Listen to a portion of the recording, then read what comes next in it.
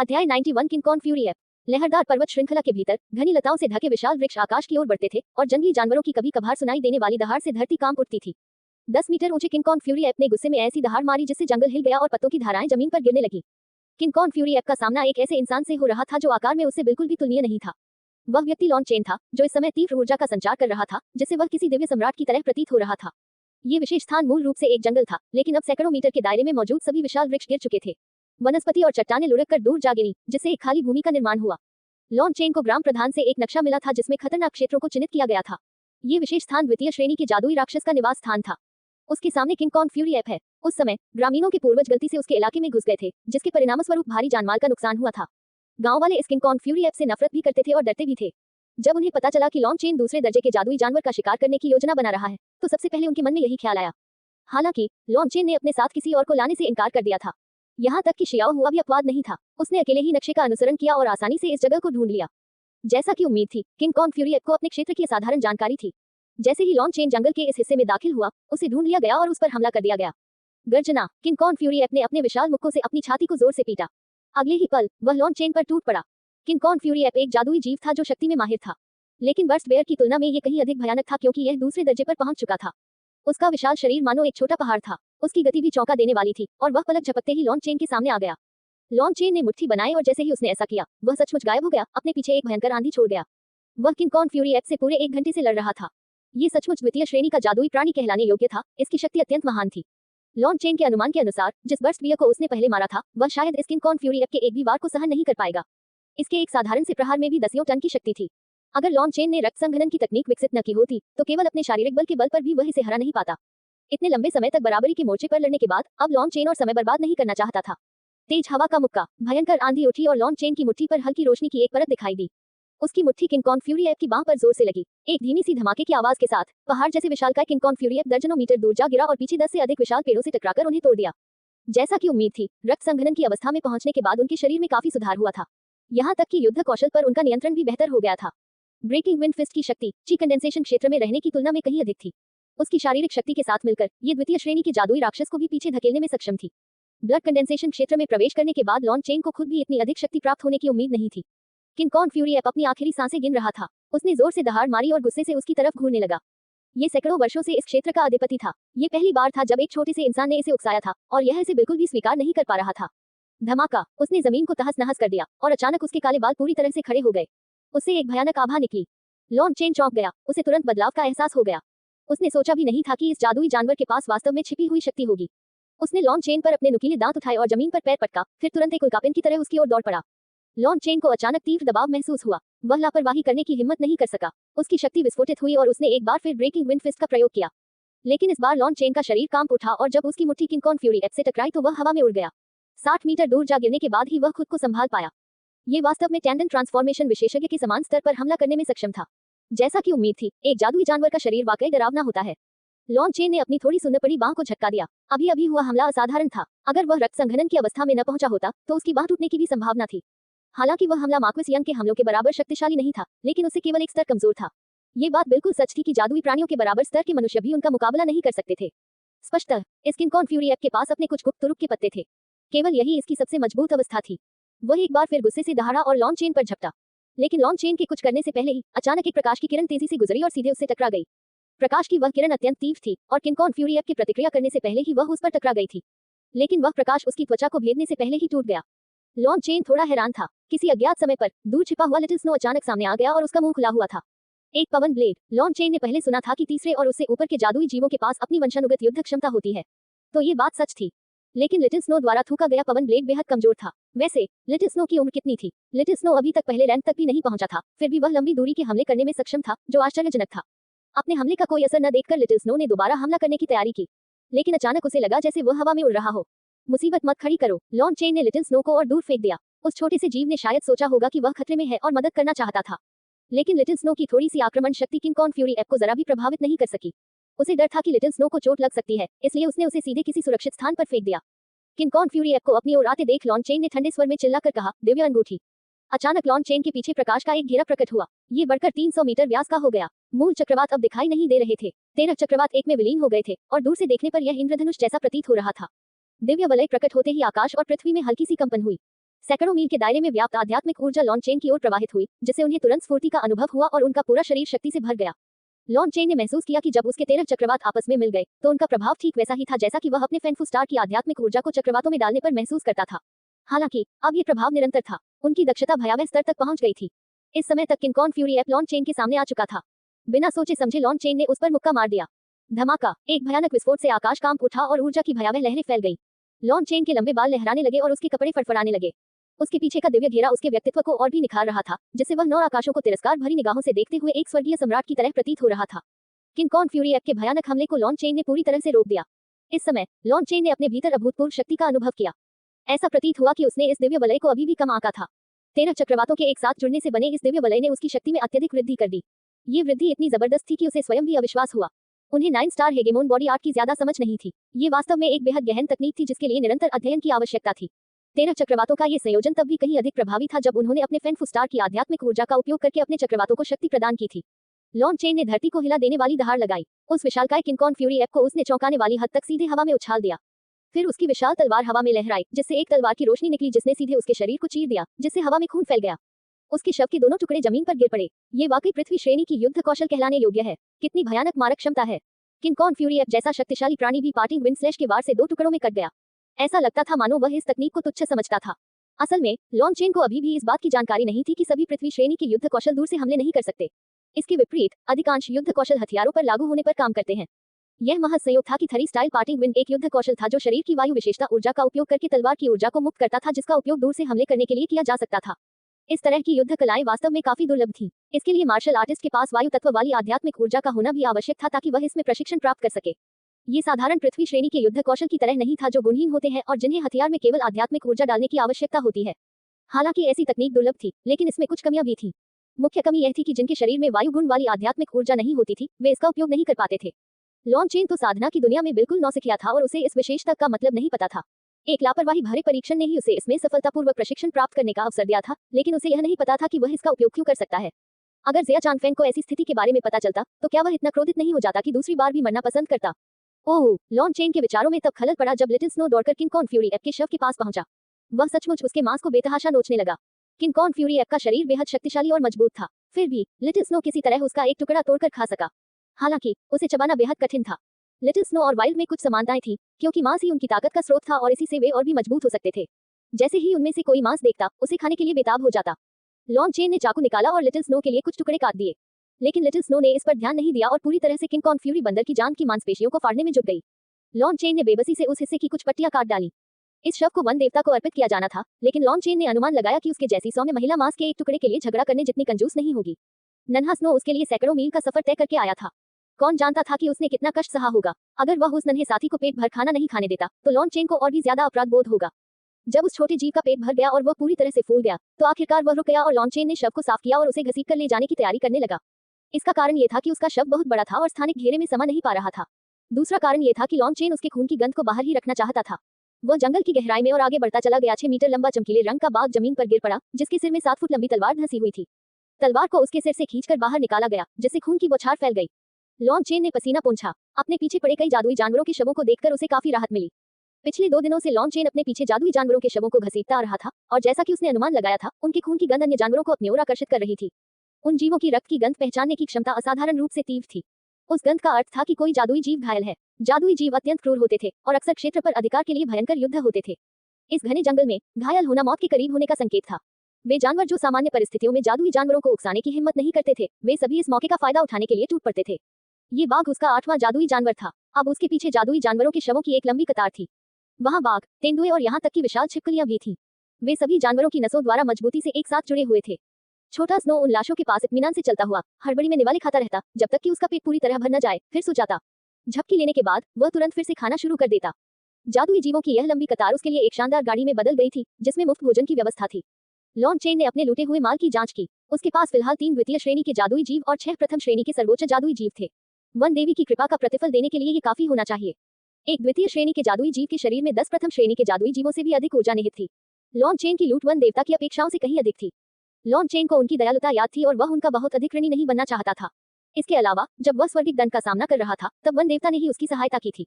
दरअसल उसे कुछ और मिलने की उम्मीद थी, लेकिन एक पूरा दिन अतिरिक्त चलने के बाद भी कोई और जादुई जीव नहीं दिखाई दिया। आसपास दूसरे दर्जे के जादुई जीव भी नजर नहीं आ रहे थे। जहां तक पहले दर्जे के कमजोर जादुई जीवों की बात है, वे खून की ओर आकर्षित तो हुए लेकिन पास नहीं आए। यहाँ तक कि एक घायल दूसरे दर्जे का जादुई जीव भी उन्हें आसानी से मार सकता था। इसलिए पूरे दिन भटकने के बावजूद उसे और कोई फसल नहीं मिली। उसने अपना रास्ता बदलकर सीधे वन देवता के पर्वत शिखर की ओर प्रस्थान किया। जब लॉन चेन उस विशाल वृक्ष के पास पहुंचा तो सफेद वस्त्रधारी महिला फिर से प्रकट हुई। लेकिन जब उसने उसके पीछे विशालकाय जादुई जानवरों के शवों की लंबी कतार देखी तो उसकी प्रतिक्रिया कुछ खास नहीं थी। तुम आ गए। हाँ, मैं अपना कर्ज चुकाने आया हूँ, लॉन चेन ने मुस्कुराते हुए कहा। आपने जो पारिश्रमिक दिया है वह हमारे शुरुआती वादे से अधिक है। यह आपके लिए बिल्कुल भी उचित नहीं है। इस दुनिया में कभी कोई वास्तविक निष्पक्षता नहीं रही। मैं ये सब सिर्फ खुद को अच्छा महसूस कराने के लिए कर रहा हूँ। मुझे लोगों का कर्जदार होना पसंद नहीं है, लॉन चेन ने कहा। उसने सिर हिलाया। तो मैं आपका धन्यवाद करती हूँ। आप जो मांस लाए हैं वह मेरे लिए विश्व बंधन रक्त बलिदान को पूरी तरह से सक्रिय करने और इस स्थान से निकलकर आत्मालोक में वापस जाने के लिए पर्याप्त होना चाहिए। वह विशाल वृक्ष थोड़ा सा कांप उठा और वे सभी विशालकाय शव पल भर में गायब हो गए। आओ, लिटिल स्नो, जो पहले उन लाशों पर सो रहा था, अचानक जाग गया। जब उसने देखा कि सारी लाशें गायब हो गई हैं, तो वह बुरी तरह घबरा गया। वह आखिरी बार कुछ खाना चाहता था, लेकिन उसके हाथ में सिर्फ खाली हवा थी। वह गुस्से से उस औरत पर चिल्लाने लगा। नन्ही स्नो, ज्यादा हंगामा मत करो, लॉन चेन ने उस छोटे बच्चे को शांत करने के लिए हंसते हुए चिल्लाया। हाँ हाँ, तुम्हें लगता है मैंने तुम्हारा मांस चुरा लिया, वह हंसते हुए बोली। ये सच है कि ताकतवर बनने के लिए मांस जरूरी है, लेकिन मैं तुम्हें मांस से कहीं बेहतर चीज दे सकती हूँ। उसने अपना हाथ हिलाया और प्रकाश की एक तेज किरण लिटिल स्नो के माथे पर पड़ी। आश्चर्यजनक रूप से उस प्रकाश से घिरने के बाद लिटिल स्नो धीरे धीरे बड़ी होने लगी। वह 1 मीटर से बढ़कर लगभग 3 मीटर लंबा हो गया था। लिटिल स्नो अब लगभग लॉन चेन के कंधों तक पहुंच गया था। इसके अलावा लॉन चेन को लिटिल स्नो से एक शक्तिशाली आभा महसूस हो रही थी जो लगातार मजबूत होती जा रही थी। द्वितीय श्रेणी। लिटिल स्नो से आ रही वर्तमान आभा एक द्वितीय श्रेणी के जादुई प्राणी की आभा थी। मैंने तुम्हारा मांस ले लिया, इसलिए मैं तुम्हें परिपक्व होने के लिए ऊर्जा दूंगी ताकि हम बराबर हो जाएं। महिला हंस पड़ी और लिटिल स्नो के सिर पर हाथ फेरा। इससे लॉन चेन सचमुच चौंक गया। उसके अलावा लिटिल स्नो ने कभी किसी और को उसे छूने नहीं दिया था। अगर लिटिल स्नो हमला करता तो स्थिति निश्चित रूप से बिगड़ जाती।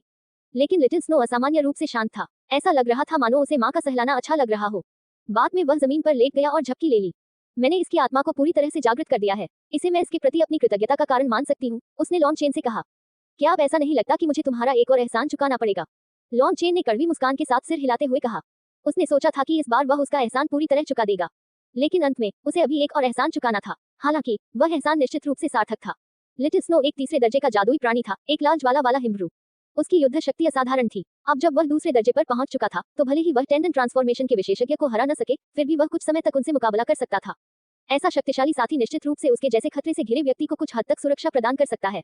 आप बहुत दयालु हैं। मेरी आत्मा जाति भी एहसानमंद होना पसंद नहीं करती। असल में मुझे आत्मा लोक में लौटने में कम से कम 200 साल लग जाते, लेकिन आपने मुझे बहुत जल्दी घर लौटने की अनुमति दे दी। धन्यवाद तो मुझे देना चाहिए, उसने विनम्रता से कहा। अब मैं विश्व बंधन रक्त बलिदान शुरू कर रही हूँ, आपको थोड़ा पीछे हट जाना चाहिए। ये सुनकर लॉन चेन ने जल्दी से लिटिल स्नो को जगाया और तेजी से दूर भाग गया। उसकी गंभीरता को देखते हुए वह लापरवाही करने की हिम्मत नहीं कर पा रहा था। साथ ही वह ये जानने के लिए भी बेहद उत्सुक था कि वह तथाकथित विश्व बंधन रक्त बलिदान आखिर क्या था। गड़गड़ाहट। जब गड़गड़ाहट शुरू हुई तब लॉन चेन कई मील दूर था। उसने जल्दी से पीछे मुड़कर देखा और हैरानी से उछल पड़ा। आकाश में कई मील तक फैला हुआ वह विशाल वृक्ष अचानक तेजी से बढ़ने लगा। उसका विशाल ऊपरी भाग बादलों को चीरता हुआ आधे आकाश को ढकते हुए फैल गया। असंख्य पत्तों ने पर्वत शिखर को पूरी तरह से ढक लिया था, जिन पर अनगिनत प्रतीक चमक रहे थे। उनसे दिव्य प्रकाश प्रवाहित हो रहा था और आकाश को ढक रहा था। लॉन चेन मुंह खुला रखकर देखता रहा। ये किस तरह का अस्तित्व था? क्या ये सचमुच कोई देवता था? क्या इस दुनिया में सचमुच देवत्व मौजूद थे? अगर वह कोई देवता नहीं था तो और कौन पूरे आकाश को ढक सकता था? और किसकी आभा इतनी प्राचीन थी? उस भयावह आभा के सामने लॉन चेन को ऐसा लगा जैसे वह एक चींटी भी नहीं है, मानो वह धूल का एक कण मात्र हो। ये तो वन देवता हैं। गांव का मुखिया भी चौंक गया, लेकिन ग्रामीणों ने पहचान लिया कि ये वन देवता ही हैं। उस दृश्य को देखकर सभी ग्रामीण जमीन पर घुटने टेककर उस दिशा की ओर प्रणाम करने लगे। वन की देवी आकाश में प्रकट हुई। उन्होंने एक अजीब सी हस्त मुद्रा बनाई। आदरणीय पूर्वजों, कृपया अपनी प्रजा की पुकार सुने। रक्त को मार्गदर्शक मानकर अपनी प्रजा के लिए घर वापसी का मार्ग प्रशस्त करे विश्व बंधनकारी रक्त बलिदान। उसकी स्तुतिपूर्ण पुकार के बाद आकाश में रक्त से बनी एक आकृति प्रकट हुई। ध्यान से देखने पर पता चलता था कि वह एक पत्ते की आकृति थी। लॉन चेन ने अनुमान लगाया कि यह रक्त उन जादुई जीवों का सार है जिन्हें उसने वर्षों से एकत्रित किया था, लेकिन वह अभी पूरी तरह से समझ नहीं पा रहा था कि उसके जैसी अविश्वसनीय रूप से शक्तिशाली व्यक्ति उस रक्त को एकत्रित करने के लिए मानव शिकारियों का उपयोग क्यों करेगी। उसकी असाधारण साधना शक्ति के आगे जादुई दानव चाहे कितना भी शक्तिशाली क्यों न हो, वो सब उसकी एक ही सांस में टुकड़े टुकड़े हो जाते। क्या उसने जिस प्रतिशोध की इच्छा का जिक्र किया था वह सचमुच इतनी भयानक थी? धमाका। आकाश और पृथ्वी कांप उठे, जिससे लॉन चेन लगभग जमीन पर गिर पड़ा। सिर उठाकर उसने देखा कि आकाश में रक्त की आकृति विकृत होने लगी थी। अंतरिक्ष के धीरे धीरे विरूपित होने के बाद 50 मील ऊंचा एक विशाल द्वार बन गया। जैसे ही यह पूरी तरह से बन गया, ये धीरे धीरे खुलने लगा। जैसे ही वह दरवाजा खुला, लॉन चेन ने उसके अंदर की दुनिया देखी। वह भी अंतहीन पेड़ों की दुनिया थी, लेकिन प्रत्येक विशाल वृक्ष इतना ऊंचा था कि मानो आकाश को सहारा दे रहा हो। साथ ही अनगिनत शक्तिशाली जानवर भी भीतर घूम रहे थे, जिनमें से प्रत्येक इतना विशाल था कि उसकी तुलना पहाड़ों से की जा सकती थी। उस विशाल दरवाजे से एक ऐसी आध्यात्मिक ऊर्जा भी निकली जो इतनी सघन थी कि लगभग ठोस हो गई थी। हल्की सी सांस लेते ही लॉन चेन ने महसूस किया कि उसकी साधना शक्ति तेजी से बढ़ रही है। ये वाकई बहुत चौंकाने वाला था। मैं अब जाने ही वाला हूँ, इसलिए आपकी मदद के लिए धन्यवाद। विशेषज्ञ, मेरी आत्मा आपके आने का बेसब्री से इंतजार कर रही है। मुझे पता है कि वह दिन ज्यादा दूर नहीं है। उस महिला ने लॉन चेन को हाथ हिलाकर इशारा किया और आसमान छूता हुआ विशालकाय पेड़ धीरे धीरे सिकुड़कर द्वार से अंदर चला गया। यह मेरी तरफ से आपके लिए उपहार है। पिछला समझौता समाप्त हो चुका है, इसलिए इसे एक नए वादे के रूप में लें। उसने हाथ बढ़ाया और गहरे हरे रंग के खून की एक छोटी बूंद लॉन चेन की ओर गिरी। लॉन चेन ने झट से हाथ बढ़ाकर उसे ग्रहण किया। उस बूंद से अत्यंत सघन ऊर्जा निकल रही थी। लॉन चेन उसमें समाहित भयानक जीवन ऊर्जा को महसूस कर सकता था। उस बूंद को बाहर भेजने के बाद उस महिला का पूरा चेहरा धुंधला पड़ गया। जाहिर है, वह बूंद उसके लिए बेहद महत्वपूर्ण थी। मुझे आभास हो रहा है कि तुम भविष्य में एक महान विशेषज्ञ बनोगे। मेरी आध्यात्मिक जाति को तुम्हारी मदद की जरूरत है। तुम्हारा शरीर वास्तव में आधे रास्ते तक पहुंचने से पहले ही वह अचानक डर के मारे चीख पड़ी और लॉन चेन को अलविदा कहने का समय भी नहीं मिला और वह विशाल दरवाजे के पीछे गायब हो गई। धमाका! आकाश में अचानक 7 रंगों की बिजली चमकी और उस विशाल दरवाजे को चकनाचूर कर दिया। ये सब इतनी जल्दी हुआ कि लॉन चेन के कुछ प्रतिक्रिया करने से पहले ही विशाल द्वार गायब हो गया। सामने की दुनिया अब दिखाई नहीं दे रही थी। ऐसा लग रहा था मानो सब कुछ एक सपना था। लेकिन जिस पर्वत पर वन देवता विराजमान थे, वह अब एक गड्ढा बन चुका था। वन देवता जा चुके थे, लेकिन इस स्थान पर अब भी कुछ बची हुई घनी आध्यात्मिक ऊर्जा वायु मौजूद थी। लॉन चेन जल्दी से बैठ गया और लिटिल स्नो की निगरानी में साधना करने लगा। ये कहना गलत नहीं होगा कि लॉन चेन का निर्णय बेहद समझदारी भरा था। महज 6 घंटे के भीतर उसके शरीर से एक जोरदार धमाके की आवाज आई। वह विस्फोटक ध्वनि लॉन चेन के रक्त से निकली थी। अंततः वह रक्त संघनन के प्रथम स्वर्ग चरण में प्रवेश कर चुका था और एक सच्चा रक्त संघनन विशेषज्ञ बन गया था। उस विशाल द्वार से बची हुई आध्यात्मिक ऊर्जा अब तक पूरी तरह से समाप्त हो चुकी थी, इसलिए लॉन चेन ने अब और समय बर्बाद नहीं किया। वह सीधे गांव लौट आया। विदाई का समय आ गया था। लेकिन इस समय भी एक बड़ा सवाल उसके मन में बार बार उठ रहा था। आखिरी क्षण में वनदेवी का क्या मतलब था? घबराहट में जाने से पहले वह क्या कहना चाह रही थी? उसने कहा कि उसके शरीर पर कुछ लगा हुआ था। आखिर ऐसी कौन सी बात हो सकती है जिससे उसके जैसी मजबूत इंसान इतना डर जाए? जैसे जैसे ये सवाल उसके दिमाग में घूमते रहे, वह गांव के काफी करीब पहुंच गया। तभी अचानक उसे खून की हल्की सी गंध महसूस हुई। लॉन चेन के चेहरे के भाव बदल गए और उसने जमीन पर जोर से पैर पटका और तीर की तरह गांव की ओर तेजी से बढ़ा। पूरा गांव सैकड़ों कुलीन बख्तरबंद रक्षकों से घिरा हुआ था। गांव वालों पर, जिनमें शिया हुआ भी शामिल था, नुकीले तीर ताने हुए थे। उनके चेहरे भय से पीले पड़ गए थे। वहां पहले से ही 3 लोग तीरों से घायल होकर जमीन पर पड़े थे। उनका खून जमीन को रंग रहा था। बोलो, क्या तुमने इस व्यक्ति को देखा है? सुनहरे कवच पहने एक अधेड़ उम्र के सैनिक ने ठंडे स्वर में चिल्लाते हुए एक कागज का टुकड़ा दिखाया जिस पर नुकीली भौहों और चमकीली आंखों वाले एक सुंदर युवक का चित्र बना हुआ था। ये लॉन चेन के अलावा और कौन हो सकता था? हम पहले ही कह चुके हैं, हमने लॉन चेन नाम के किसी व्यक्ति को नहीं देखा है और हमें नहीं पता कि आप किस बारे में बात कर रहे हैं। आपको हमारे ग्रामीणों को बेरहमी से मारने की क्या जरूरत थी? शिया हुआ का चेहरा पीला पड़ गया था और उसने गुस्से से जवाब दिया। उन्हें इस बात का कोई अंदाजा नहीं था कि ये लोग कहां से आए थे, लेकिन उन्होंने तुरंत गांव को घेर लिया और जो 3 शिकारी अभी अभी शिकार पर निकले थे, उन्हें सीधे गोली मारकर मौत के घाट उतार दिया गया। इससे वे चौंक भी गए और क्रोधित भी हो गए, लेकिन सैकड़ों तीरों के सामने उन्होंने कोई भी लापरवाही भरा कदम उठाने की हिम्मत नहीं की। उनमें से कुछ दांत पीस रहे थे, आगे बढ़ने की इच्छा से बेताब थे। हम, लगता है तुम अपने ताबूत देखने से पहले नहीं रोओगे। पहले उन बच्चों को मार डालो, देखते हैं कि वे सच बताते हैं या नहीं। उस अधेड़ उम्र के आदमी ने गुस्से से कहा और अपने कुछ साथियों को आगे बढ़ने का आदेश दिया। उन्होंने तुरंत अपने तीर उन दर्जन भर बच्चों की ओर तान दिए। हरामखोरों, तुम्हारी हिम्मत कैसे हुई? गांव का मुखिया गुस्से से दहाड़ा और उन बच्चों को अपने पीछे फेंक दिया। इन्हें मार डालो। उस अधेड़ उम्र के व्यक्ति का चेहरा एकदम ठंडा था और उसने बुजुर्ग की ओर पलक तक नहीं झपकाए। उसकी नजर में ये ग्रामीण महज खरपतवार के ढेर थे। ठीक है, हमें मार डालो, हम डरते नहीं। भाई लॉन चेन हमारा बदला लेने के लिए जरूर तुम्हें मारने आएगा। अचानक एक बच्चा बड़ों के पहरेदार से छूटकर उस आदमी की ओर गुस्से से इशारा करते हुए बोला।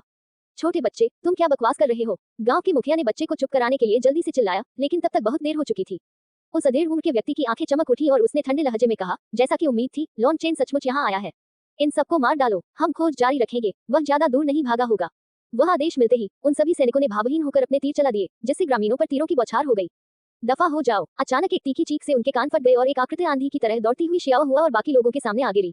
अपनी तलवार को झटकते ही एक भयानक तलवार ऊर्जा प्रचंडता से बरस उठी। उनमें से अधिकतर तीर लॉन चेन के झटकों से दूर हो गए, लेकिन फिर भी लगभग 1 दर्जन तीर बच गए जो बचकर निकल गए और ग्रामीणों को लग गए। बच्चों के रोने की आवाज के साथ साथ दर्द भरी चीखें भी गूंज उठी। आकाश से अचानक उतरे लॉन चेन को देखकर वे सभी कुलीन रक्षक स्तब्ध रह गए। यहाँ तक कि अधेड़ उम्र का कमांडर भी बेहद हैरान था। जो वेकिंग, तू हरामखोर, तू सब नरक में जा। लॉन चेन की हत्या करने की मंशा चरम पर थी। उसने उस अधेड़ उम्र के व्यक्ति को जो वेकिंग, क्रूर मार्क्विस के रूप में पहचान लिया। उस कमीने ने निहत्थे ग्रामीणों को, यहाँ तक कि बच्चों को भी मार डालना चाहा। वह सचमुच कमीनों में भी सबसे बड़ा कमीना था, खासकर लॉन चेन की नजर में, जिसे इन ग्रामीणों ने बचाया था। विदाई हवा की वार। लॉन चेन की चौड़ी तलवार उसके सामने हवा में लहराई और नग्न आंखों से अदृश्य तलवार की ऊर्जा अर्धचंद्र की तरह निकली, जिसने तुरंत उन स्तब्ध सैनिकों को चीर दिया। उस भयंकर तलवार की ऊर्जा ने सैनिकों की प्रतिक्रिया से पहले ही उन पर हमला कर दिया और उन्हें तुरंत टुकड़ों में काट डाला। चारों ओर खून फैल गया। लॉन चेन की तलवार के एक ही वार से सैकड़ों कुलीन सैनिक मारे गए। वर्तमान लॉन चेन सचमुच मृत्यु के देवता के समान था। उसके शरीर से असीम हत्या की भावना उमड़ रही थी। उस विपत्ति से केवल सैवेज मार्क्विस ही बच पाया। जैसे ही उसने बिना किसी चोट के लॉन चेन को देखा, वह समझ गया कि स्थिति बिगड़ चुकी है। रिपोर्ट्स में कहा गया था कि लॉन चेन अपनी आखिरी सांसें ले रहा था। अगर वह बच भी जाता तो भी वह इतना बुरी तरह घायल होता कि किसी भी क्षण उसकी मृत्यु हो सकती थी। लेकिन चौथे राजकुमार ने कहा था कि अगर वह मर गया है तो वह उसका शव देखना चाहता है, और अगर वह जीवित है तो वह उसे बंदी बनाना चाहता है, अन्यथा उसे चैन नहीं मिलेगा। उसने पीछा करने और खोजबीन करने में माहिर योद्धाओं के साथ साथ शिकारी कुत्तों को भी भेजा था। आधे महीने की खोज के बाद आखिरकार उन्हें ये गांव मिल गया। उन्हें पूरा यकीन था कि लॉन चेन या तो यहाँ से गुजरा था या फिर इस समय गांव में छिपा हुआ था और अपने जख्मों से उबर रहा था। इसलिए सैवेज मार्क्विस ने सीधे उन ग्रामीणों को मारना चाहा था जो उसके अस्तित्व को छुपा रहे थे। और उसका अनुमान बिल्कुल सही निकला। लॉन चेन प्रकट हो गया था, लेकिन दुर्भाग्य से परिणाम वैसा नहीं था जैसा उसने सोचा था। जब एकदम स्वस्थ लॉन चेन प्रकट हुआ तो सैवेज मार्क्विस बुरी तरह डर गया। यहाँ तक कि फीनिक्स ट्राई लैंटन फेस्टिवल के दौरान भी लॉन चेन ने हुआन चान को मार गिराया था, जिससे पूरे साम्राज्य में सनसनी फैल गई थी। दूसरी ओर सैवेज मार्क्विस अभी ब्लड कंडेंसेशन के शुरुआती चरण में ही था। भला वह लॉन चेन का मुकाबला कैसे कर सकता था? उसने सोचा था कि वह मरनासन बाघ को पकड़ लेगा, लेकिन उसका अनुमान गलत निकला। लॉन चेन को हमला करते देख ही वह बिना सोचे समझे तुरंत पीछे हट गया। उसी समय उसने अपनी सुरक्षा के लिए एक ढाल भी निकाल ली। जब तक लॉन चेन की तलवार की शक्ति उस तक पहुंची तब तक वह हमले के किनारे तक भाग चुका था। फिर भी उसके हाथ में मौजूद ढाल टूट चुकी थी और उसने खून थूका। हालांकि सैवेज मार्क्विस सचमुच एक माहिर था। वह ऐसा व्यक्ति था जिसने पहले भी खून देखा था। पेट के असहनीय दर्द को सहते हुए उसने अपनी पूरी ताकत लगाकर जंगल में गहराई तक भागने का प्रयास किया। क्या तुम भागना चाहते हो? लॉन चेन के चेहरे पर एक भयावह क्रूरता दिखाई दी। उसने जमीन से एक तीर उछाला और उसे आगे की ओर फेंक दिया। तीर बिजली की तरह हवा में दौड़ा। अपनी जान बचाने के लिए भाग रहे सैवेज मार्क्विस को इस बात का एहसास नहीं था कि एक तीर जो उसकी जान ले सकता था ठीक उसके पीछे था। तीर उसके कवच को भेदते हुए आर पार हो गया। उसकी ताकत इतनी जबरदस्त थी कि सोने का कवच जरा सा भी प्रतिरोध नहीं कर पाया। उस बल से सैवेज मार्क्विस का शरीर बुरी तरह हिल गया और वह हवा में उड़ता हुआ दर्जनों मीटर दूर एक विशाल पेड़ से जा टकराया। उसने खून थूक दिया। उस तीर ने उसके आंतरिक अंगों को बुरी तरह से हिला दिया था। उसे मत मारो नन्हे स्नो। लॉन चेन ने अचानक जो वेकिंग की ओर एक सफेद रोशनी को तेजी से बढ़ते देखा और जल्दी से चिल्लाया। वह जो वेकिंग को जिंदा छोड़ रहा था क्योंकि अभी भी उसे उसकी जरूरत थी। लॉन चेन की आवाज सुनकर लिटिल स्नो रुक गया। वह पहले ही उस विशाल पेड़ के पास पहुंच चुका था और बिना हिले डुले सैवेज मार्क्विस को घूर रहा था। सैवेज मार्क्विस को काबू में देखकर लॉन चेन तुरंत ग्रामीणों के पास दौड़ा और झुककर उनके तीर के घावों की जांच करने लगा। 3 लोग ऐसे थे जिनके शरीर के महत्वपूर्ण अंगों में तीर लगे थे और उनकी मृत्यु हो चुकी थी। उनमें एक 7 साल का बच्चा भी शामिल था। इससे लॉन चेन को ऐसा महसूस हुआ मानो उसका अपना दिल छलनी हो रहा हो। ये सब उसी की वजह से हुआ था। वह घृणा से भर गया था। हालांकि उसे नहीं पता था कि यह घृणा मार्क्विस यंग, चौथे राजकुमार जो वेकिंग या खुद उसके लिए थी। उसने घायल लोगों को तुरंत कुछ दवाइयां दी। अगर उनकी तुरंत मौत नहीं हुई थी तो लॉन चेन की दवाइयों से उनके पूरी तरह ठीक होने की गारंटी थी। गांव के अन्य लोग भी घायलों की मदद के लिए दौड़ पड़े। उन्होंने मृतकों के शव भी इकट्ठा किए और पूरा गांव शोक में डूब गया। मुझे खेद है ग्राम प्रमुख। बूढ़े व्यक्ति के चेहरे से आंसू बहते देख लॉन चेन को बहुत पछतावा हुआ। यह उसकी अपनी गलती थी। बच्चे, इसमें तुम्हारी कोई गलती नहीं है। दोषी महसूस मत करो। बूढ़े आदमी ने सिर हिलाया। लेकिन उसका ऐसा व्यवहार जितना बढ़ता गया लॉन चेन को उतना ही बुरा लगने लगा। अगर वह न होता तो गांव पर ऐसी विपत्ति निश्चित रूप से न आती। लॉन चेन, तुम्हारे दिल की बात हम सब समझते हैं। हम सब एक परिवार हैं, इसलिए ऐसा व्यवहार मत करो। बगल से शियाओ हुआ की दिलासा भरी आवाज आई। लॉन चेन ने गहरी सांस ली और उससे कहा, शियाओ हुआ, मैं अब जाने वाला हूँ। उसका शरीर कांप उठा और वह सदमे से व्याकुल हो गई। तुम हमें छोड़कर जाना चाहते हो? उसके उदास चेहरे और बहते आंसुओं को देखकर लॉन चेन केवल इतना ही कह सका, मुझे माफ करना, लेकिन मुझे जाना ही होगा। तुमने देखा है कि मेरे दुश्मन हैं। अगर मैं नहीं गया तो गांव पर बहुत बड़ी विपत्ति आ पड़ेगी। उसके बालों को हल्के से सहलाते हुए उसने धीरे से कहा, गांव ने मेरे लिए पहले ही बहुत बड़ी कीमत चुकाई है। मैं तुम्हारे साथ नहीं रह सकता। आशा है तुम मुझे माफ कर दोगी। शाओ हुआ ने लॉन चेन का हाथ झटक दिया और गुस्से में बड़बड़ाते हुए कहा, तू कमीना है, तू झूठा है, मैं तुझसे नफरत करती हूँ। इतना कहकर वह दौड़कर अपने कमरे में चली गई और दरवाजा जोर से बंद कर लिया। लॉन चेन ने आह भरी। उस कसकर बंद दरवाजे को देखते हुए उसने और कुछ नहीं कहा। जागने के तुरंत बाद की बात याद करते हुए उसे शियाओ हुआ की प्यारी और संतुष्ट मुस्कान याद आई जब उसने कहा था कि वह उसका आदमी है। बेटा, ज्यादा दुखी मत हो। अगर जाना चाहते हो तो जाओ। याद रखना, अगर तुम्हें बाहरी दुनिया पसंद न आए तो तुम हमेशा वापस आ सकते हो।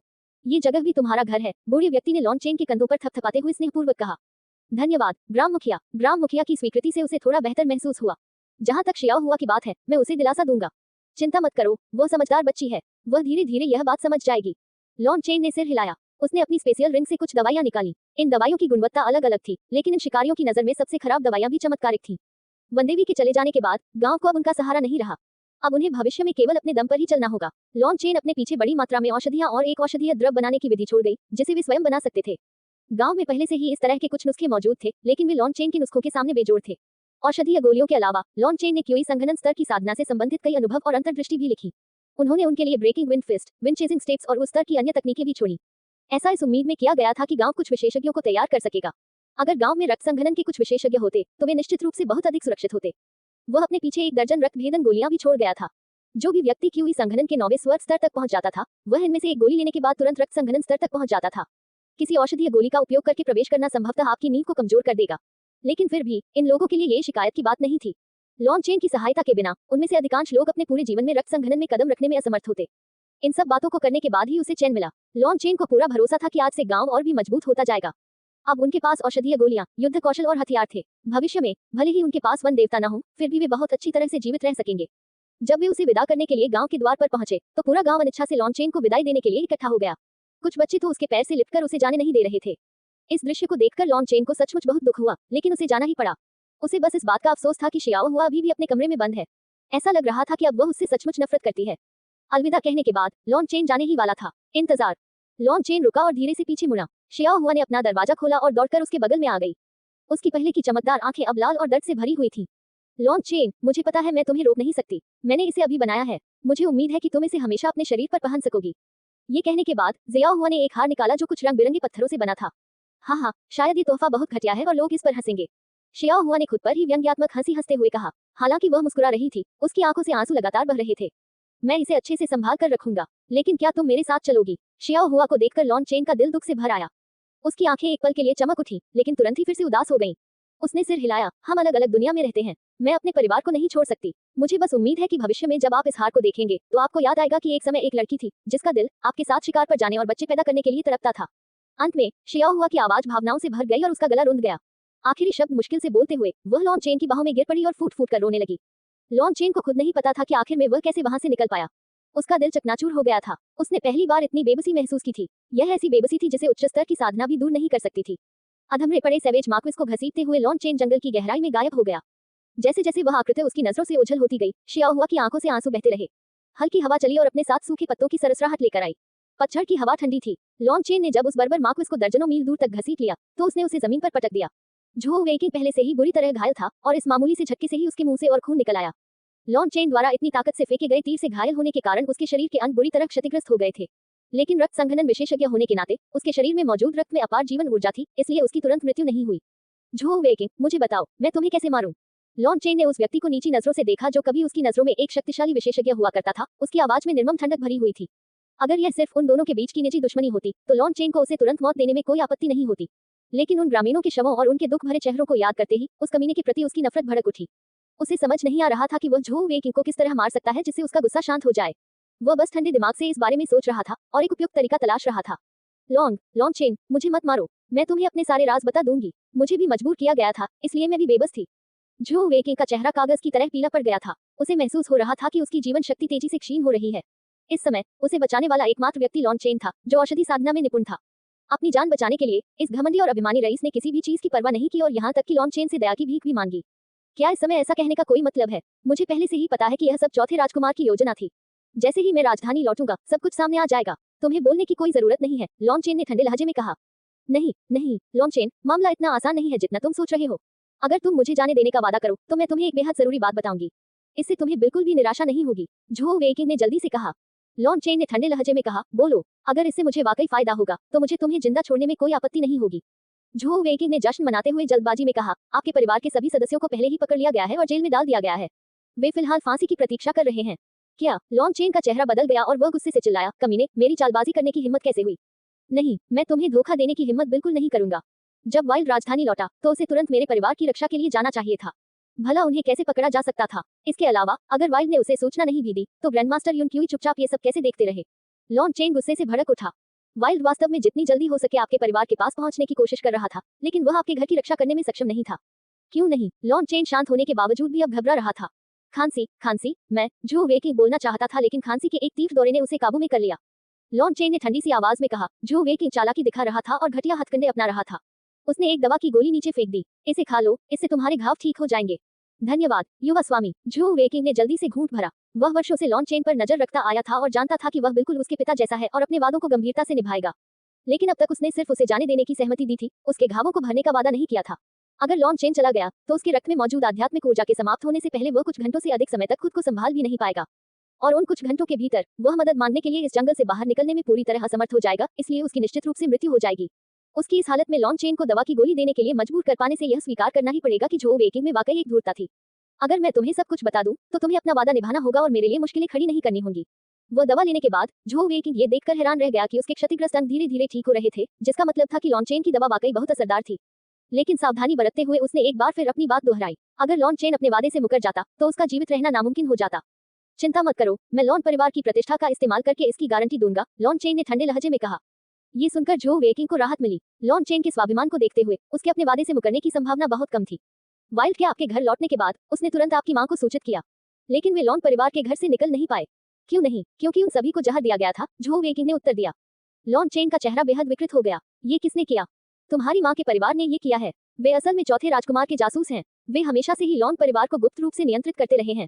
जब वाइल्ड लौटा तो वह इतना कमजोर और भूखा था कि पलटवार नहीं कर सका। जैसे ही उसने लॉन परिवार को आगाह किया, उन सभी को एक बेहद अदृश्य जहर से जहर दे दिया गया। आमतौर पर यह शरीर में छिप जाता है। तुम्हारे अनुभव को देखते हुए तुमने आत्मा बिखेरने वाले पाउडर के बारे में भी सुना होगा, जो वेकिंग ने सावधानीपूर्वक पूछा। लॉन चेन का चेहरा और भी उदास हो गया। जो वेकिंग ने आत्मा बिखेरने वाले पाउडर का जिक्र किया था, इसका मतलब था कि वह सच कह रहा था। आत्मा बिखेरने वाला पाउडर एक अत्यंत दुर्लभ औषधीय घटक था। इसका विषैलापन वैसे तो तीव्र नहीं था, लेकिन यह व्यक्ति की आत्मा को भ्रमित कर सकता था, जिससे वह एक प्रकार की अचेतन अवस्था में चला जाता था, मानो उसकी मृत्यु हो गई हो। प्रबल आध्यात्मिक शक्ति वाले कुछ लोगों को छोड़कर इसे रोकने की क्षमता बहुत कम लोगों में थी। और यह औषधीय तत्व रंगहीन और गंधहीन था। आम लोग इसे पहचान नहीं पाते थे। आत्मा बिखेरने वाले पाउडर की गंध लेते ही वे तुरंत गहरी नींद में सो जाते थे। लॉन चेन ने कभी नहीं सोचा था कि चौथे राजकुमार की योजनाएं इतनी गहरी होंगी। अपनी मां के परिवार के पाखंडी चेहरों को याद करते हुए उनके प्रति उसकी नफरत और भी बढ़ गई। इस समय उन्होंने उसके परिवार पर घातक प्रहार किया था। अपनी बंदी बनाई गई मां के बारे में सोचते ही उसके मन में एक तीव्र बेचैनी पैदा हो गई। उसे अपनी मां को बचाने के लिए तुरंत राजधानी वापस जाना था। ग्रैंडमास्टर युनची के साथ क्या हुआ? लॉन चेन को अचानक कुछ अजीब लगा। क्या ग्रैंडमास्टर युनची को कोई बाधा पहुंचा रहा था? उस समय ग्रैंडमास्टर युनकी दवाइयां बनाने के लिए एकांत में थे। इसके अलावा यह मामला अत्यंत गुप्त रूप से निपटाया गया था। ग्रैंडमास्टर युनकी को इसकी जानकारी नहीं थी, और जब उन्हें पता चला तब तक आपके परिवार को कैद कर लिया गया था। उस समय वे स्वयं शाही महल गए और उन्हें रिहा करने की मांग की, लेकिन महारानी ने उन्हें ग्रैंड शिया के राजकुमार की हत्या के आपके द्वारा खींचे गए जैद के फोटो सबूत दिखाए, और इस प्रकार ग्रैंडमास्टर युनकी भी बेबस हो गए, जो वेकिंग ने बताया। वह सचमुच बहुत लापरवाह हो गया था। लॉन चेन को अपनी मूर्खता पर पछतावा हुआ। जाहिर है वह फोटोग्राफिक जैद मार्क्विस यंग द्वारा वापस लाया गया था। शिया चानफेन की हत्या करना निश्चित रूप से चौथे राजकुमार की योजनाओं का हिस्सा था। ग्रैंडमास्टर युनक्यूई की प्रतिष्ठा के बावजूद उनकी स्थिति ऐसी नहीं थी कि वे साम्राज्य के मामलों में सीधे तौर पर भाग ले सके, इसलिए वे केवल बेबस होकर देखते रह गए। चूशिया, लॉन चेन ने गुस्से से दांत पीसे। ऐसा लग रहा था मानो उसे चौथे राजकुमार का उपहास भरा चेहरा दिखाई दे रहा हो और उसके भीतर से हत्या का भाव उमड़ रहा था। और क्या बचा है? लॉन चेन ने गहरी सांस ली और अपने गुस्से को दबाया। खैर, इसके अलावा वे उन्हें फांसी देने की योजना बना रहे हैं, जो वेकिंग ने सावधानी से कहा। लॉन चेन के भयावह और खतरनाक चेहरे को देखकर उसे डर था कि कहीं वह गुस्से में अपना आपा न खो दे और उसे मार न डाले। चूंकि उन्होंने मुझे पकड़ा नहीं है, तो वे इसकी भरपाई के लिए मेरे घर का इस्तेमाल कर रहे हैं। लॉन चेन ने अपनी मुट्ठियां कसकर भींच ली। उसकी आंखों में क्रोध की ज्वाला मानो साकार रूप ले चुकी थी। ये संभवतः सही है। तो उनका मकसद मेरे पिता को बाहर निकालना है ना? लॉन चेन ने चिढ़कर कहा। हालांकि वह बेहद गुस्से में था, फिर भी लॉन चेन चौथे राजकुमार के इरादों को समझ गया था। चौथे राजकुमार के लिए लॉन चेन महज एक मोहरा था। उसने लॉन को जिन परिस्थितियों में धकेला था, वे सब लॉन तियानेक्सियाओ को बाहर निकालने के लिए ही थी। वह स्वाभाविक रूप से ये भी जानता था कि राजधानी में घात लगाए बैठे अजगर और छिपे हुए बाघ भरे हुए हैं, जो लॉन तियानेक्सियाओ के जाल में फंसने का इंतजार कर रहे हैं। दूसरों द्वारा शतरंज की बिसात की तरह इस्तेमाल किया जाना निश्चित रूप से एक अप्रिय एहसास था, लेकिन चू याओ के लिए लॉन चेन शतरंज की बिसात की तरह अपनी भूमिका निभाने के लिए तैयार था। उन्हें चौथे राजकुमार की इतनी निर्दयी प्रवृत्ति की उम्मीद नहीं थी। उनकी योजनाओं में न केवल लॉन चेन शामिल था, बल्कि उन्होंने लॉन चेन के पूरे परिवार को भी फंसा दिया था। यह ऐसी बात थी जिसे कोई भी सहन नहीं कर सकता था। चूशिया, मेरा इंतजार करो। अगर मैंने इस बार तुम्हारा सिर नहीं काटा तो मैं लॉन चेन नहीं रहूंगा। लॉन चेन को अचानक कुछ याद आया और उसने पूछा, फांसी की तारीख क्या है? झो वेकिंग चौंक गया और उसने जवाब दिया, दिनों की गिनती के हिसाब से ये परसों होना चाहिए। ये सुनकर लॉन चेन ने झो वेकिंग की परवाह करना छोड़ दिया। उसने लिटिल स्नो को बुलाया और राजधानी की ओर तेजी से दौड़ पड़ा। आओ, लिटिल स्नो अचानक चिल्लाई और वे तेजी से भागने लगे। लॉन चेन थोड़ा चौंक गया। तुम चाहते हो कि मैं तुम्हारे ऊपर सवारी करूं? लिटिल स्नो ने धीमी सी दहाड़ मारी। लॉन चेन की इच्छा की परवाह किए बिना उसने लॉन चेन को अपने सिर से ऊपर उठा लिया, और जैसे ही लॉन चेन लिटिल स्नो की पीठ पर उठा, उसे तुरंत अपना शरीर हल्का महसूस हुआ। वन देवता द्वारा लिटिल स्नो की आत्मा को जगाए जाने के बाद वह घोड़े से भी बड़ा हो गया था। उसका शरीर 3 मीटर से भी अधिक लंबा था। वह प्यारा सा छोटा सा जीव नहीं रहा था। गर्जन, लॉन चेन ने हल्की सी मुस्कान के साथ कहा, चिंता मत करो, एक बार संभल जाऊं तो गिरूंगा नहीं। अरे बाप रे! लॉन चेन के बोलने से पहले ही लिटिल स्नो आगे बढ़ गई थी। अचानक हुए इस हमले से वह लगभग गिर ही गया था। उसने जल्दी से लिटिल स्नो के फर को पकड़ लिया। अब जाकर लॉन चेन को एहसास हुआ कि द्वितीय श्रेणी के जादुई जीव की गति कितनी भयानक हो सकती है। दोनों ओर के पेड़ तेजी से हिल रहे थे। चारों ओर चल रही तेज हवा के कारण उसे अपनी आंखें खुली रखना भी मुश्किल हो रहा था। शाबाश लिटिल स्नो, लॉन चेन ने लिटिल स्नो की प्रशंसा की। पहले तो उसे चिंता थी कि वह समय पर राजधानी वापस नहीं पहुंच पाएगा, लेकिन लिटिल स्नो की मौजूदा गति को देखते हुए अब ये कोई बड़ी समस्या नहीं लग रही थी। उसकी चिंताएं भी कुछ हद तक कम हो गईं। तेजी से पीछे हटते पेड़ों को देखते हुए लॉन चेन की आंखों में एक कठोर इरादा झलक रहा था। मैं आ रहा हूँ। झो वेकिंग ने लॉन चेन को जाते हुए देखा। उसे राहत मिली कि वह अपनी जान बचाने में कामयाब रहा। हालांकि उसी समय उसके मन में घृणा भी भरी हुई थी। जब वह छोटा था तब उसे लॉन तियानेक्सियाओ की हथेली से चोट लगी थी और उसका डेंटियन हिल गया था, जिसके कारण उसकी साधना का स्तर हमेशा के लिए रक्त संघनन के प्रारंभिक चरण में रुक गया था। 10 साल से अधिक समय बीत चुका था और अब उसका बेटा उसे पूरी तरह से दबा चुका था। इतना ही नहीं, उसे और भी बुरी तरह से प्रताड़ित किया जा रहा था। अगर उसने दया की भीख न मांगी होती तो उसकी जान भी चली जाती। झू वेकी गुस्से से दांत पीसने लगा, लेकिन फिर उसके चेहरे पर एक धूर्त मुस्कान आ गई। अब जब लॉन चेन राजधानी जा चुका है तो उसे जीवित रहने की उम्मीद छोड़ देनी चाहिए। लेकिन लॉन चेन के साथ राजधानी लौटने से पहले उसे एक काम करना बाकी था। वह था उन ग्रामीणों का पूरी तरह से सफाया करना। लॉन चेन ने उनके लिए कुछ दवाइयां जरूर छोड़ी होंगी। आह! झू वेकी अचानक चीख पड़ा। उसकी बाह में तेज दर्द हुआ। उसने देखा कि अनजाने में ही एक लाल रंग की चींटी उसकी बाह पर चढ़ गई थी और अब उसे काट रही थी। दिल खाने वाली चींटी। झू वेकी भयभीत हो गया। जैसे ही उसने उस छोटी चींटी को पहचाना, उसे लगा मानो उसने कोई राक्षस देख लिया हो। वह एक भयानक विषैली चींटी थी। ऐसा कहा जाता था कि इस प्रकार की चींटी इतनी ताकतवर नहीं होती। इसमें केवल हल्का विष होता था जो जानलेवा नहीं था, लेकिन जब ये काटती थी तो असहनीय दर्द होता था, मानो आपका दिल और अंदरूनी अंग खाए जा रहे हों। झू वेकी ने उस चींटी को एक ही झटके में मार डाला। जैसे ही वह हिलने वाला था, अचानक उसकी आंखों में भय छा गया।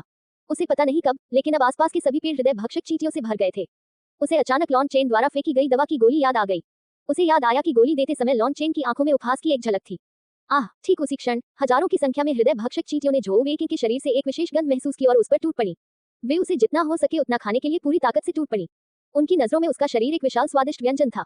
उसकी दर्द भरी चीखें लगातार जारी रहीं। हृदय भक्षक चींटियों का जहर इतना तीव्र नहीं था कि वह उसे मार सके, लेकिन तीव्र दर्द उसके शरीर को इस कदर जकड़ लेता था कि वह हिलने डुलने में असमर्थ हो जाता था। इस दुनिया में मरने का सबसे दर्दनाक तरीका यह था कि व्यक्ति अंतहीन दर्द को स्पष्ट रूप से महसूस करे और बेहोश होने की इच्छा रखे, लेकिन बेहोश होना एक ऐसी विलासिता बन जाए जो उसे न दी जाए, और वह दर्द तब तक जारी रहे जब तक कि वह हड्डियों के ढेर के अलावा कुछ भी न रह जाए। फीनिक्स प्राय की शाही राजधानी हमेशा की तरह भव्य खड़ी थी, जिसमें एक प्राचीन आभा व्याप्त थी। पिछले 1000 वर्षों में कई युद्धों का सामना करने के बावजूद यह आभा छिपी नहीं रह सकी। लेकिन आज शाही राजधानी पहले की तरह चहल पहल और यातायात से भरी नहीं थी। वहां एक उदासी का माहौल था और एक भी दुकान नहीं खुली थी। महज 1 महीने के भीतर ही राजधानी पूरी तरह बदल गई थी। सबसे पहले जिया चानफेन की हत्या की खबर ने पूरे फीनिक्स क्राई साम्राज्य को हिलाकर रख दिया। लेकिन इससे भी ज्यादा चौंकाने वाली बात यह थी कि ग्रैंड शिया के राजकुमार की हत्या करने वाला व्यक्ति राजधानी का सबसे प्रसिद्ध व्यक्ति था, युवा पीढ़ी का सबसे शक्तिशाली सदस्य जो एक टूटते तारे की तरह उभरा था, लॉन चेन। जब उस फोटोग्राफिक सेट की तस्वीरें राजधानी भर में फैल गईं, तो हर कोई पूरी तरह से स्तब्ध रह गया। लॉन चेन द्वारा जिया चानफेन की हत्या की छवि हमेशा के लिए उनके दिमाग में बस गई थी। लॉन चेन, जो मूल रूप से उत्साही और असीम संभावनाओं से भरा हुआ था, अब पूरे साम्राज्य का नंबर 1 वांछित अपराधी बन गया था। एक ही रात में लॉन परिवार के सभी लोगों को कैद कर लिया गया था। कुछ दिनों बाद बड़ी संख्या में सैनिक राजधानी की ओर बढ़ने लगे। इससे पहले कि कोई समझ पाता कि क्या हो रहा है, ग्रैंड जिया के 4 लाख कुलीन सैनिकों ने शहर को घेर लिया था। राजधानी में भीषण युद्ध की चिंगारी भड़कने और उसे आग की लपटों में बदलने के डर से हर कोई बेहद घबराया हुआ था। शांति और सुरक्षा में रहने के आदी ये सभी लोग इस सोच से भयभीत हो गए थे। लेकिन सौभाग्य से युद्ध हुआ ही नहीं। चौथे राजकुमार ने दोनों पक्षों के बीच मध्यस्थता की। उन्होंने कहा कि उन्होंने हत्यारे को पकड़ लिया है और पूरे मामले की जांच कर ली है, और उन्होंने ग्रैंड शिया को एक संतोषजनक विवरण दिया। तभी कुलीन सैनिकों ने राजधानी की घेराबंदी वापस ली, लेकिन वे ज्यादा दूर नहीं गए। उन्होंने राजधानी से 40 मील दूर डेरा डाला। यदि फीनिक्स क्राई साम्राज्य स्वीकार्य शर्तें नहीं मानता, तो वे निश्चित रूप से एक बड़ा युद्ध शुरू करने में संकोच नहीं करेंगे। उस अशुभ संकेत का साया पूरी राजधानी पर छा गया। हालांकि राजधानी में मार्क्विस यंग और मार्क्विस वू साम्राज्य की सबसे शक्तिशाली सेनाओं के बहुमत का नेतृत्व कर रहे थे, लेकिन यह स्थिति इतनी अचानक उत्पन्न हुई थी कि वे अपनी शेष सेनाओं को एकत्रित करने में असमर्थ रहे थे। यदि वास्तव में युद्ध छिड़ जाता, चाहे वे जीते या न जीते, राजधानी निश्चित रूप से तबाही का मंजर बन जाती। वहीं दूसरी ओर कुछ लोग दबे स्वर में ये जानने की उत्सुकता भी पाल रहे थे कि आखिर चल क्या रहा है। क्या फीनिक्स क्राई साम्राज्य और ग्रैंड जिया साम्राज्य सहयोगी नहीं थे? अचानक वे युद्ध के मैदान में एक दूसरे के विरोधी कैसे बन गए? ये किस प्रकार की व्यंग्यात्मक स्थिति थी? सबसे अधिक नुकसान हमेशा उन दुश्मनों ने पहुंचाया जिनके बारे में आपने कभी सोचा भी नहीं था। अन्यथा वे इतनी आसानी से उनकी राजधानी को घेर नहीं पाते। लॉन परिवार की गिरफ्तारी के बाद साम्राज्य में भारी हलचल मच गई। सबसे पहले लोगों के दिमाग में सीमा दमन मार्क्विस का ख्याल आया, जो बर्बर जनजातियों के खिलाफ सीमा की रक्षा कर रहा था। सीमा दमन अधिकारी ने 10 वर्षों से अधिक समय तक सीमा की रक्षा की थी। उनके नियंत्रण में 50,000 विशिष्ट सैनिक थे, जिन्होंने बर्बर जनजातियों से बार बार युद्ध किया था। ये कहा जा सकता है कि उनकी सेना वास्तव में एक विशिष्ट बल थी। जहां तक राजधानी में मौजूद कुलीन सैनिकों की बात है, जिन्होंने पूरे समय शांतिपूर्ण और संतुष्ट जीवन व्यतीत किया और केवल कुछ प्रशिक्षण कार्य पूरे किए थे, उनके लिए अंतर बहुत बड़ा और पूरी तरह से अतुलनीय था। सीमा दमन मार्क्विस की विशिष्ट सेना निश्चित रूप से अपनी संख्या से 10 गुना अधिक शत्रुओं का मुकाबला करने में सक्षम थी। महारानी डोवेजर द्वारा लॉन परिवार को शाही तौर पर गिरफ्तार किए जाने के बाद हर कोई ये जानने के लिए उत्सुक था कि लॉन तियानक्सियाओ की क्या प्रतिक्रिया होगी। 10 दिन पहले अचानक यह खबर लीक हुई थी कि लॉन चेन द्वारा शिया चानफेन की हत्या युवराज के उकसावे पर की गई थी, और इसलिए युवराज को भी गिरफ्तार कर लिया गया था। उसके साथ कई अन्य गुर्गे भी पकड़े गए थे। आज इन सभी हत्यारों को फांसी की सजा सुनाई जानी थी। शहर की दीवारों के बाहर वह मार्शल आर्ट मंच, जिसका अक्सर लड़ाइयों के लिए उपयोग किया जाता था, को तोड़कर उसके स्थान पर एक विशाल फांसी का मंच बना दिया गया था। फांसी के मंच के एक तरफ फीनिक्स क्राई साम्राज्य की कुलीन सेना थी, जबकि दूसरी तरफ ग्रैंड जिया की कुलीन सेना थी। दोनों एक दूसरे को दूर से देख रहे थे और वातावरण बेहद तनावपूर्ण था। फीनिक्स क्राई साम्राज्य के आम लोग भी दूर से ये सब देख रहे थे। पिछले कई दशकों में फीनिक्स क्राई साम्राज्य में घटी यह सबसे विवादास्पद और चौंकाने वाली घटना थी। साल न केवल एक कुलीन परिवार का सफाया होने वाला था, बल्कि युवराज को भी फांसी दी जानी थी। शाही दरबार के दर्जनों सदस्य भी इस मामले में सम्मिलित थे। फांसी के मैदान में लोगों की 2 कतारें थी, एक पीछे और एक आगे। आगे की पंक्ति में दर्जनों लोग थे, सभी ने शाही वस्त्र पहने हुए थे। वे पूरी तरह से बंधे हुए थे और जमीन पर लेटे हुए थे। हालांकि सभी लोग इसके लिए पहले से ही तैयार थे, फिर भी वे बुरी तरह हिल गए थे। वे साम्राज्य के सबसे वरिष्ठ मंत्री थे। सामान्य तौर पर उनकी एक झलक पाना भी लगभग असंभव था, लेकिन आज वे कैदी बन गए थे। लेकिन सबसे चौंकाने वाली बात यह थी कि फांसी के चबूतरे पर सामने बंधे हुए व्यक्ति को देखकर सब हैरान रह गए। वह युवराज चू यांग थे। वर्तमान चू यांग अपनी राजसी और शालीनता खो चुके थे। उनके बाल बिखरे हुए थे और उनकी आंखें इधर उधर भटक रही थी। वे कुछ बुदबुदा रहे थे जो सुनाई नहीं दे रहा था और लगातार बेचैनी से हाथ पैर हिला रहे थे। लोगों के इस समूह के पीछे 20 से अधिक लोगों का एक और समूह था। इस समूह में नौकरानियां और नौकर शामिल थे। वास्तव में वे लॉन परिवार के ही लोग थे। श्रीमती लॉन्ग लोहे की बेड़ियों से जकड़ी हुई थी। उनका चेहरा मुरझाया हुआ था और वे दूर कहीं देख रही थी। कौन जाने वे क्या सोच रही थी। श्रीमती लॉन्ग के अलावा लॉन परिवार के बाकी सभी सदस्य रोने से खुद को रोक नहीं पाए। वे जानते थे कि आज उनके जीवन का आखिरी दिन होगा। अपने बगल में खड़े जल्लादों को देखकर वे निराशा से भर गए थे। अरे, मेरे लॉन परिवार ने तुम्हें सचमुच निराश किया है। अगर अगला जीवन है तो मेरा लॉन परिवार इसकी भरपाई जरूर करेगा। अपने चारों ओर रोते हुए लोगों को देखकर श्रीमती लॉन्ग आह भरे बिना नहीं रह सकी। वे सभी निर्दोष थे, लेकिन लॉन परिवार का हिस्सा होने के कारण उन पर आरोप लग गया था। महोदया, ऐसा मत कहिए। हम लॉन परिवार के सदस्य हैं और मृत्यु के बाद भी लॉन परिवार का हिस्सा रहेंगे। हमें किसी बात का पछतावा नहीं है, बावे ने दृढ़ता से कहा। क्या तुम अगला जीवन चाहते हो? बस सपने देखते रहो। तुम्हारा लॉन परिवार सचमुच मूर्खों का झुंड है। हाथ में एक लंबी तलवार लिए एक आदमी ने ठंडे लहजे में कहा। श्रीमती लॉन्ग ने उस आदमी को घृणा भरी निगाहों से देखा। उनकी आंखों में जहर भरा था। उनका मन कर रहा था कि काश वह उस आदमी के टुकड़े टुकड़े कर देती। ली फैंग, तू हरामखोर है। भूत बनकर भी मैं तुझे माफ नहीं करूंगी, श्रीमती लॉन्ग ने दांत पीसते हुए कहा। वह व्यक्ति फांसी की सजा के प्रभारी अधिकारियों में से एक था और श्रीमती लॉन्ग की बड़ी बहन का बेटा था। उसे देखकर श्रीमती लॉन्ग के दिल में सुई की तरह दर्द होने लगा। जब उसके परिवार वाले उसे नजरअंदाज कर रहे थे तब वह पूरी तरह से निराश थी, लेकिन हाल ही में जब उन्होंने उसके प्रति फिर से स्नेह दिखाया तो उसका मूड एकदम बदल गया। वह जानती थी कि वे बस उसकी चापलूसी कर रहे थे, लेकिन आखिर वे उसके परिवार वाले थे। उसने फिर भी उन्हें माफ कर दिया। लेकिन किसने सोचा होगा कि उसके सबसे करीबी परिवार वाले ही उसके लॉन परिवार को घोर निराशा में धकेल देंगे। इस बात ने सचमुच उसके मन में अंतहीन आक्रोश पैदा कर दिया था। उसे याद आया जब वाइल्ड लॉन परिवार में लौटा था। उसे देखते ही सबसे पहले उसने कहा था, जल्दी से जाकर ग्रैंडमास्टर यून क्यूई से मदद मांगो। और फिर वह तुरंत बेहोश हो गया था। जब मार्क्विस यंग लॉन चेन का पीछा करते हुए जंगल में गए थे तब तक वाइल्ड पूरी तरह से थक चुके थे। कुछ पल आराम करने के बाद उन्हें अचानक लॉन चेन की कही बात याद आ गई और वे तुरंत राजधानी लौट आए। कौन जानता था कि यह वाइल्ड का सौभाग्य था या मार्क्विस यंग के अधीनस्थ अधिकारी अक्षम थे, लेकिन वाइल्ड बिना किसी प्रतिरोध के वापस लौटने में कामयाब रहे। हालांकि उसने खाने के लिए रुकने की हिम्मत नहीं की थी। लॉन परिवार के घर पहुंचने तक उसने केवल अपनी इच्छाशक्ति के बल पर ही अपना अस्तित्व बनाए रखा था। एक ही पंक्ति बोलने के बाद वह थकान से चूर हो गया और बेहोश हो गया। वाइल्ड ने ध्यान नहीं दिया था कि उस समय श्रीमती लॉन्ग अपनी बड़ी बहन के परिवार के साथ बातचीत कर रही थी। शायद अगर उन्होंने ध्यान दिया भी होता तो भी वे कुछ अलग नहीं करते। जब वाइल्ड बेहोश हो गई थी तो श्रीमती लॉन्ग ने जल्दी से लोगों को मदद के लिए पुकारा था। उनकी बड़ी बहन ने तुरंत उन्हें दिलासा दिया और पास ही मौजूद 2 लोगों को बुलाया। वाइल्ड भूख के कारण बेहोश हो गया था। उसे होश में लाने के लिए कई कटोरी पानी लाया गया, लेकिन वाइल्ड में होश आने के कोई लक्षण नहीं दिखे। जब श्रीमती लॉन्ग को लगा कि कुछ गड़बड़ है, तभी अचानक उन्हें एक अजीब सी गंध आई और वे तुरंत बेहोश हो गईं। लेकिन उनकी आंखें पूरी तरह बंद होने से ठीक पहले उन्होंने अपनी बड़ी बहन की उपहास भरी मुस्कान देखी। जब वह दोबारा होश में आई तब तक पूरा लॉन परिवार एक अंधेरी जेल में कैद हो चुका था। इससे श्रीमती लॉन्ग को पछतावा, घृणा और आत्मदोष की गहरी भावना का अनुभव हुआ। ली फैंग ने उसकी ओर देखते हुए ठंडी मुस्कान दी। भूत बनकर भी तुम मुझसे नफरत करोगी। हम भूत बनकर भी तुम सब बेवकूफ भूतों का झुंड ही रहोगी जिनसे बात करने का कोई फायदा नहीं। 10 साल पहले भी तुम सब इतनी ही बेवकूफ थी। उस समय तो हमने तुमसे नाता तोड़ने का फैसला कर लिया था ताकि हम फंस न जाएं। और अब तो लगता है तुम और भी ज्यादा बेवकूफ हो गई हो। बस कुछ बेमतलब की बातें कहकर ही तुमने हम पर पूरा भरोसा कर लिया। अगर ऐसी बेवकूफ मरी नहीं तो सच में आसमान का अपमान होगा। श्रीमती लॉन्ग गुस्से से कांप उठी। उनकी आंखों से आंसू बहने लगे, लेकिन उन्होंने कुछ नहीं कहा। क्या ये उनका परिवार था? रोने की जरूरत नहीं है। रिश्तेदार होने के नाते मैं आपके दुख को थोड़ा जल्दी खत्म करने में मदद करूंगा। आपको कोई दर्द नहीं होगा। ली फैंग ने धीरे से अपनी तलवार हिलाई और आगे कहा, लेकिन चाची, मुझे सच में आपका शुक्रिया अदा करना है। आपका सिर काटते ही मेरा करियर तेजी से आगे बढ़ेगा। अब जब इतने सारे लोग ऊंचे पदों पर मर रहे हैं तो कई अच्छे पदों के लिए जगह खाली है।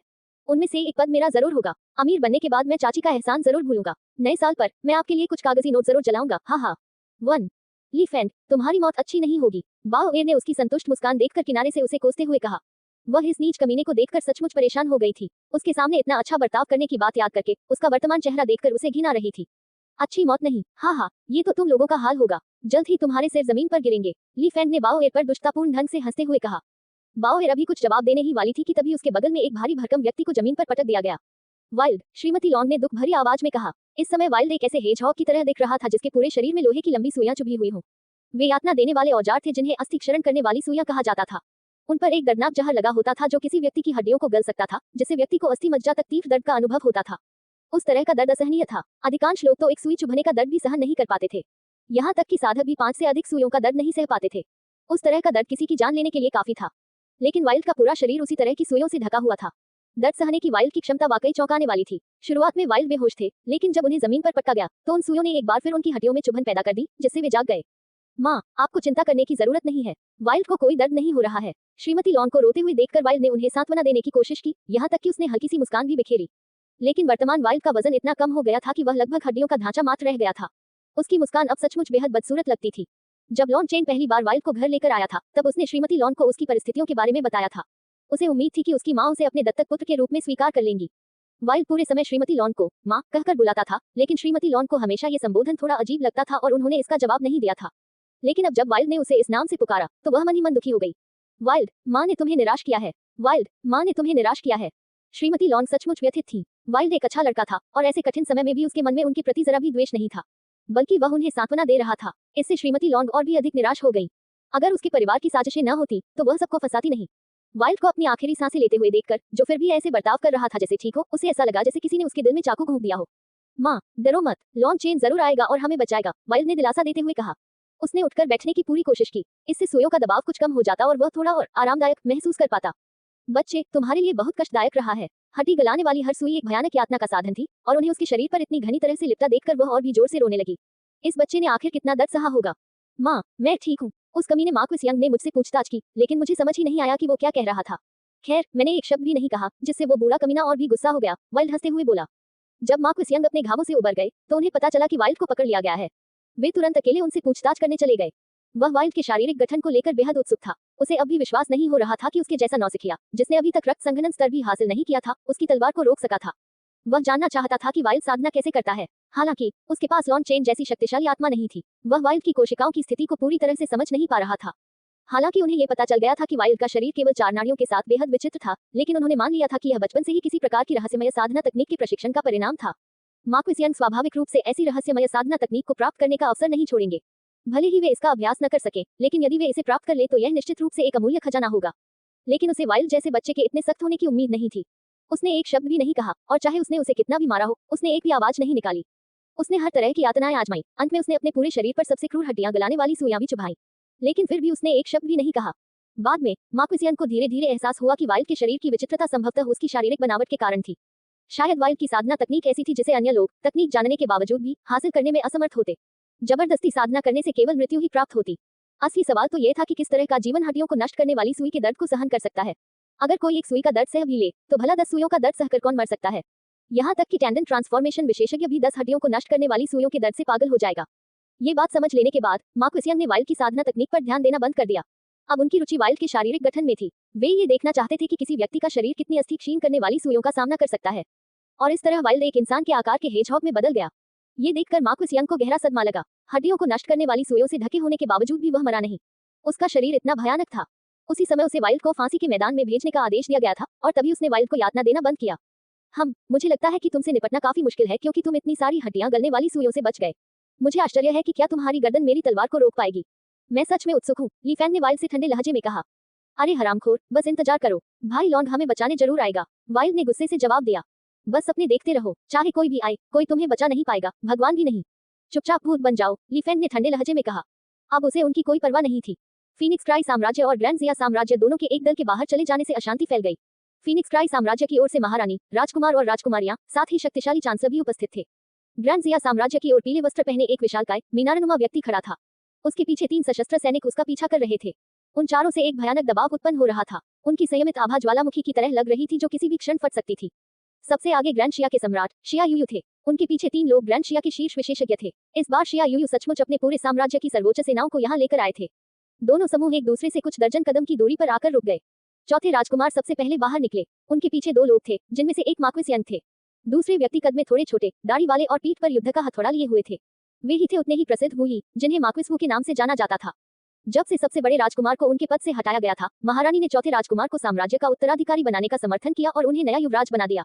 और जैसे ही चौथे राजकुमार युवराज बने, उन्होंने एक जोरदार हमले में तुरंत सबसे बड़े राजकुमार के साथियों को बंदी बना लिया। उन्होंने तुरंत मार्क्विस वू को अपनी सेना को राजधानी वापस बुलाकर रक्षा करने का आदेश दिया। वे जैसे ही वापस लौटे, ग्रैंड जिया की सेना आ गई और उसने राजधानी को घेर लिया।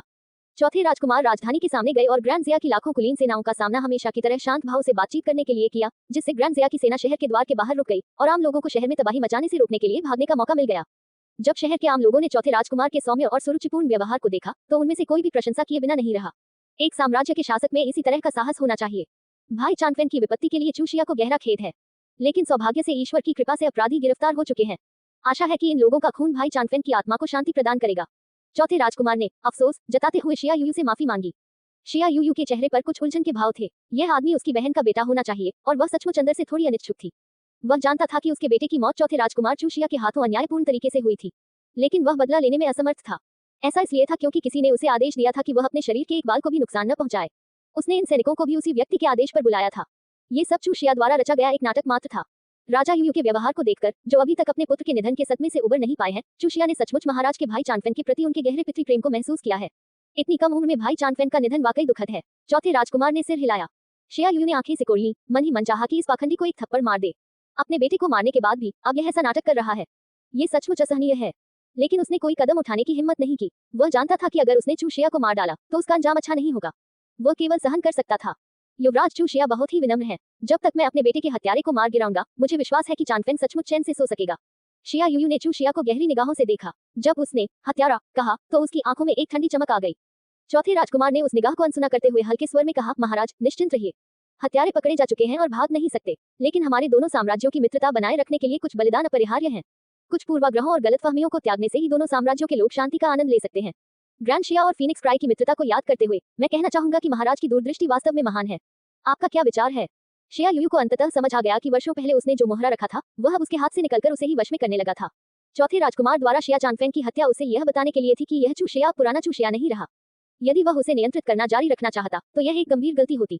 जरा सी भी लापरवाही उसके स्वयं के पतन का कारण बन सकती थी। चौथे राजकुमार के शब्दों ने उन्हें तुरंत अपने शोक से जगा दिया। उन्होंने सिर हिलाते हुए कहा, सही कहा, शांति ही जनता का सपना है। ये बिल्कुल सच है, लेकिन शांति की नींव विश्वास और समानता पर टिकी होनी चाहिए। जो भी हमारे साम्राज्यों की शांति भंग करने का प्रयास करेगा उसे मृत्युदंड मिलना चाहिए। उसने ठंडी मुस्कान के साथ सबसे बड़े राजकुमार और उसके लोगों की ओर देखा। उसकी मुस्कान अचानक गायब हो गई और वह कठोर स्वर में चिल्लाया, चू यांग, क्या तुम अपने अपराध स्वीकार करते हो? चू यांग, जो पहले बस वही लेटा हुआ था, अचानक चौंक गया और भयभीत होकर आकाश की ओर देखने लगा। ऐसा लग रहा था मानो वह कोई भयानक छवि देख रहा हो, और वह लगातार प्रणाम करने लगा। मैं दोषी हूँ, मैं दोषी हूँ। उसने बार बार अपना गुनाह कबूल किया और घुटने टेकते हुए पश्चाताप का भाव दिखाया। लेकिन किसी ने भी ध्यान नहीं दिया कि उसके सिर के पिछले हिस्से के बालों में 3 बेहद पतली सुइयां चुभी हुई थी।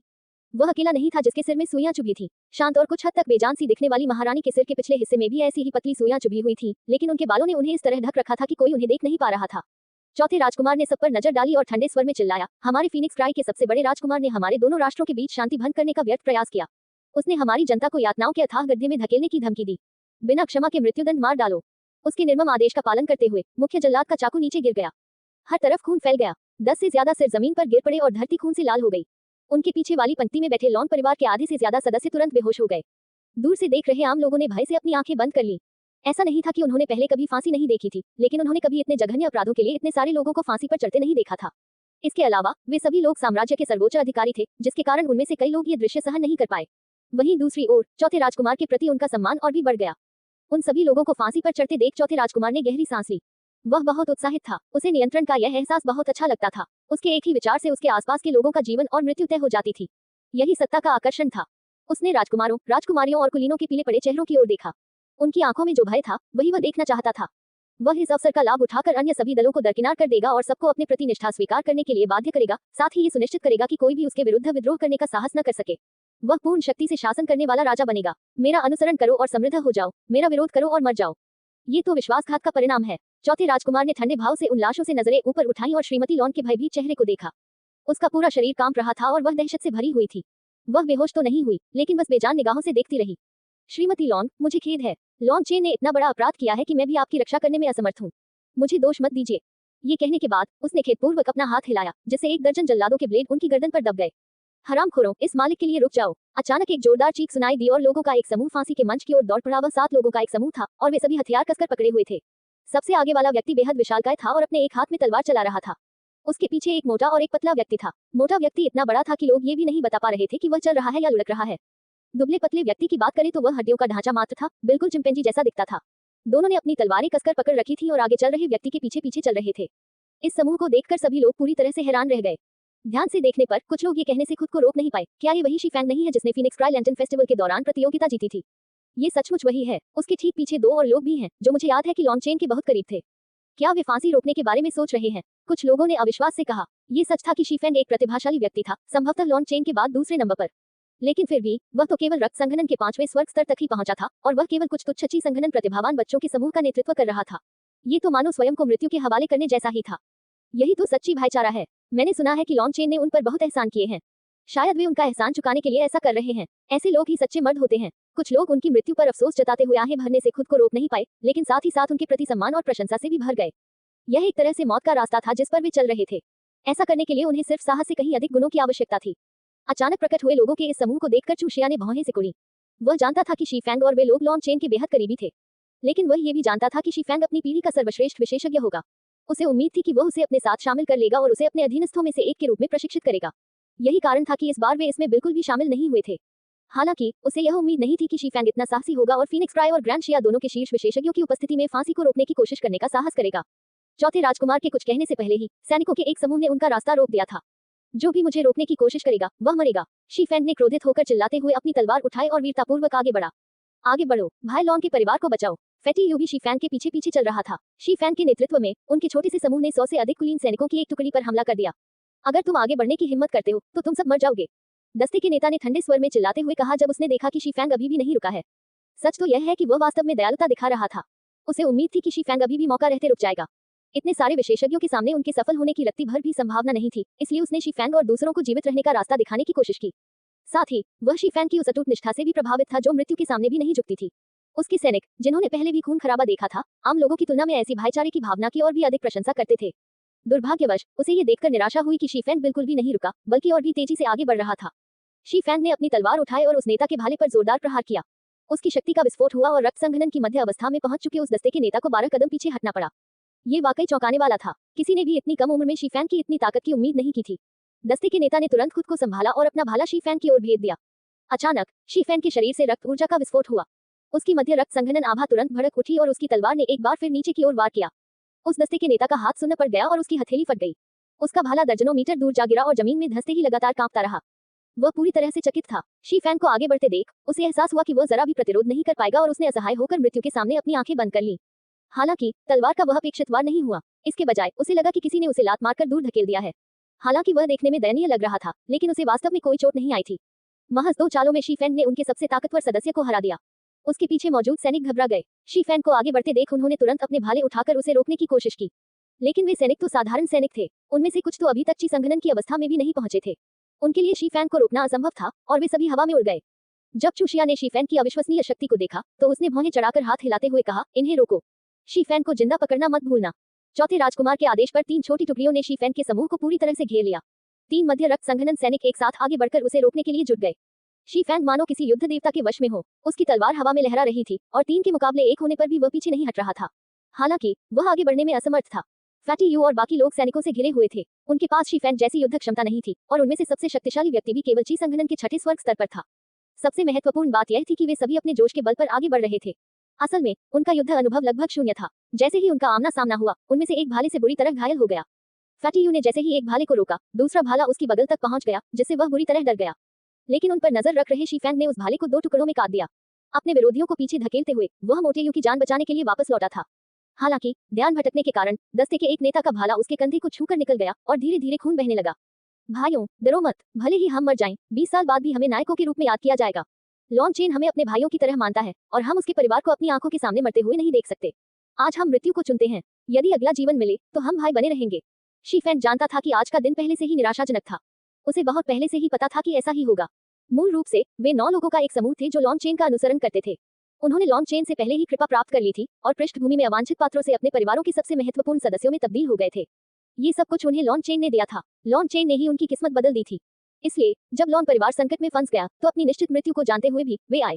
वे अपने इस जज्बे को अपनी एकजुटता के प्रमाण के रूप में इस्तेमाल करेंगे। उन सैनिकों को देखकर उनके 9 साथियों में से 2 भाग गए थे। उनकी आंखों में शर्म और पश्चाताप छलक रहा था।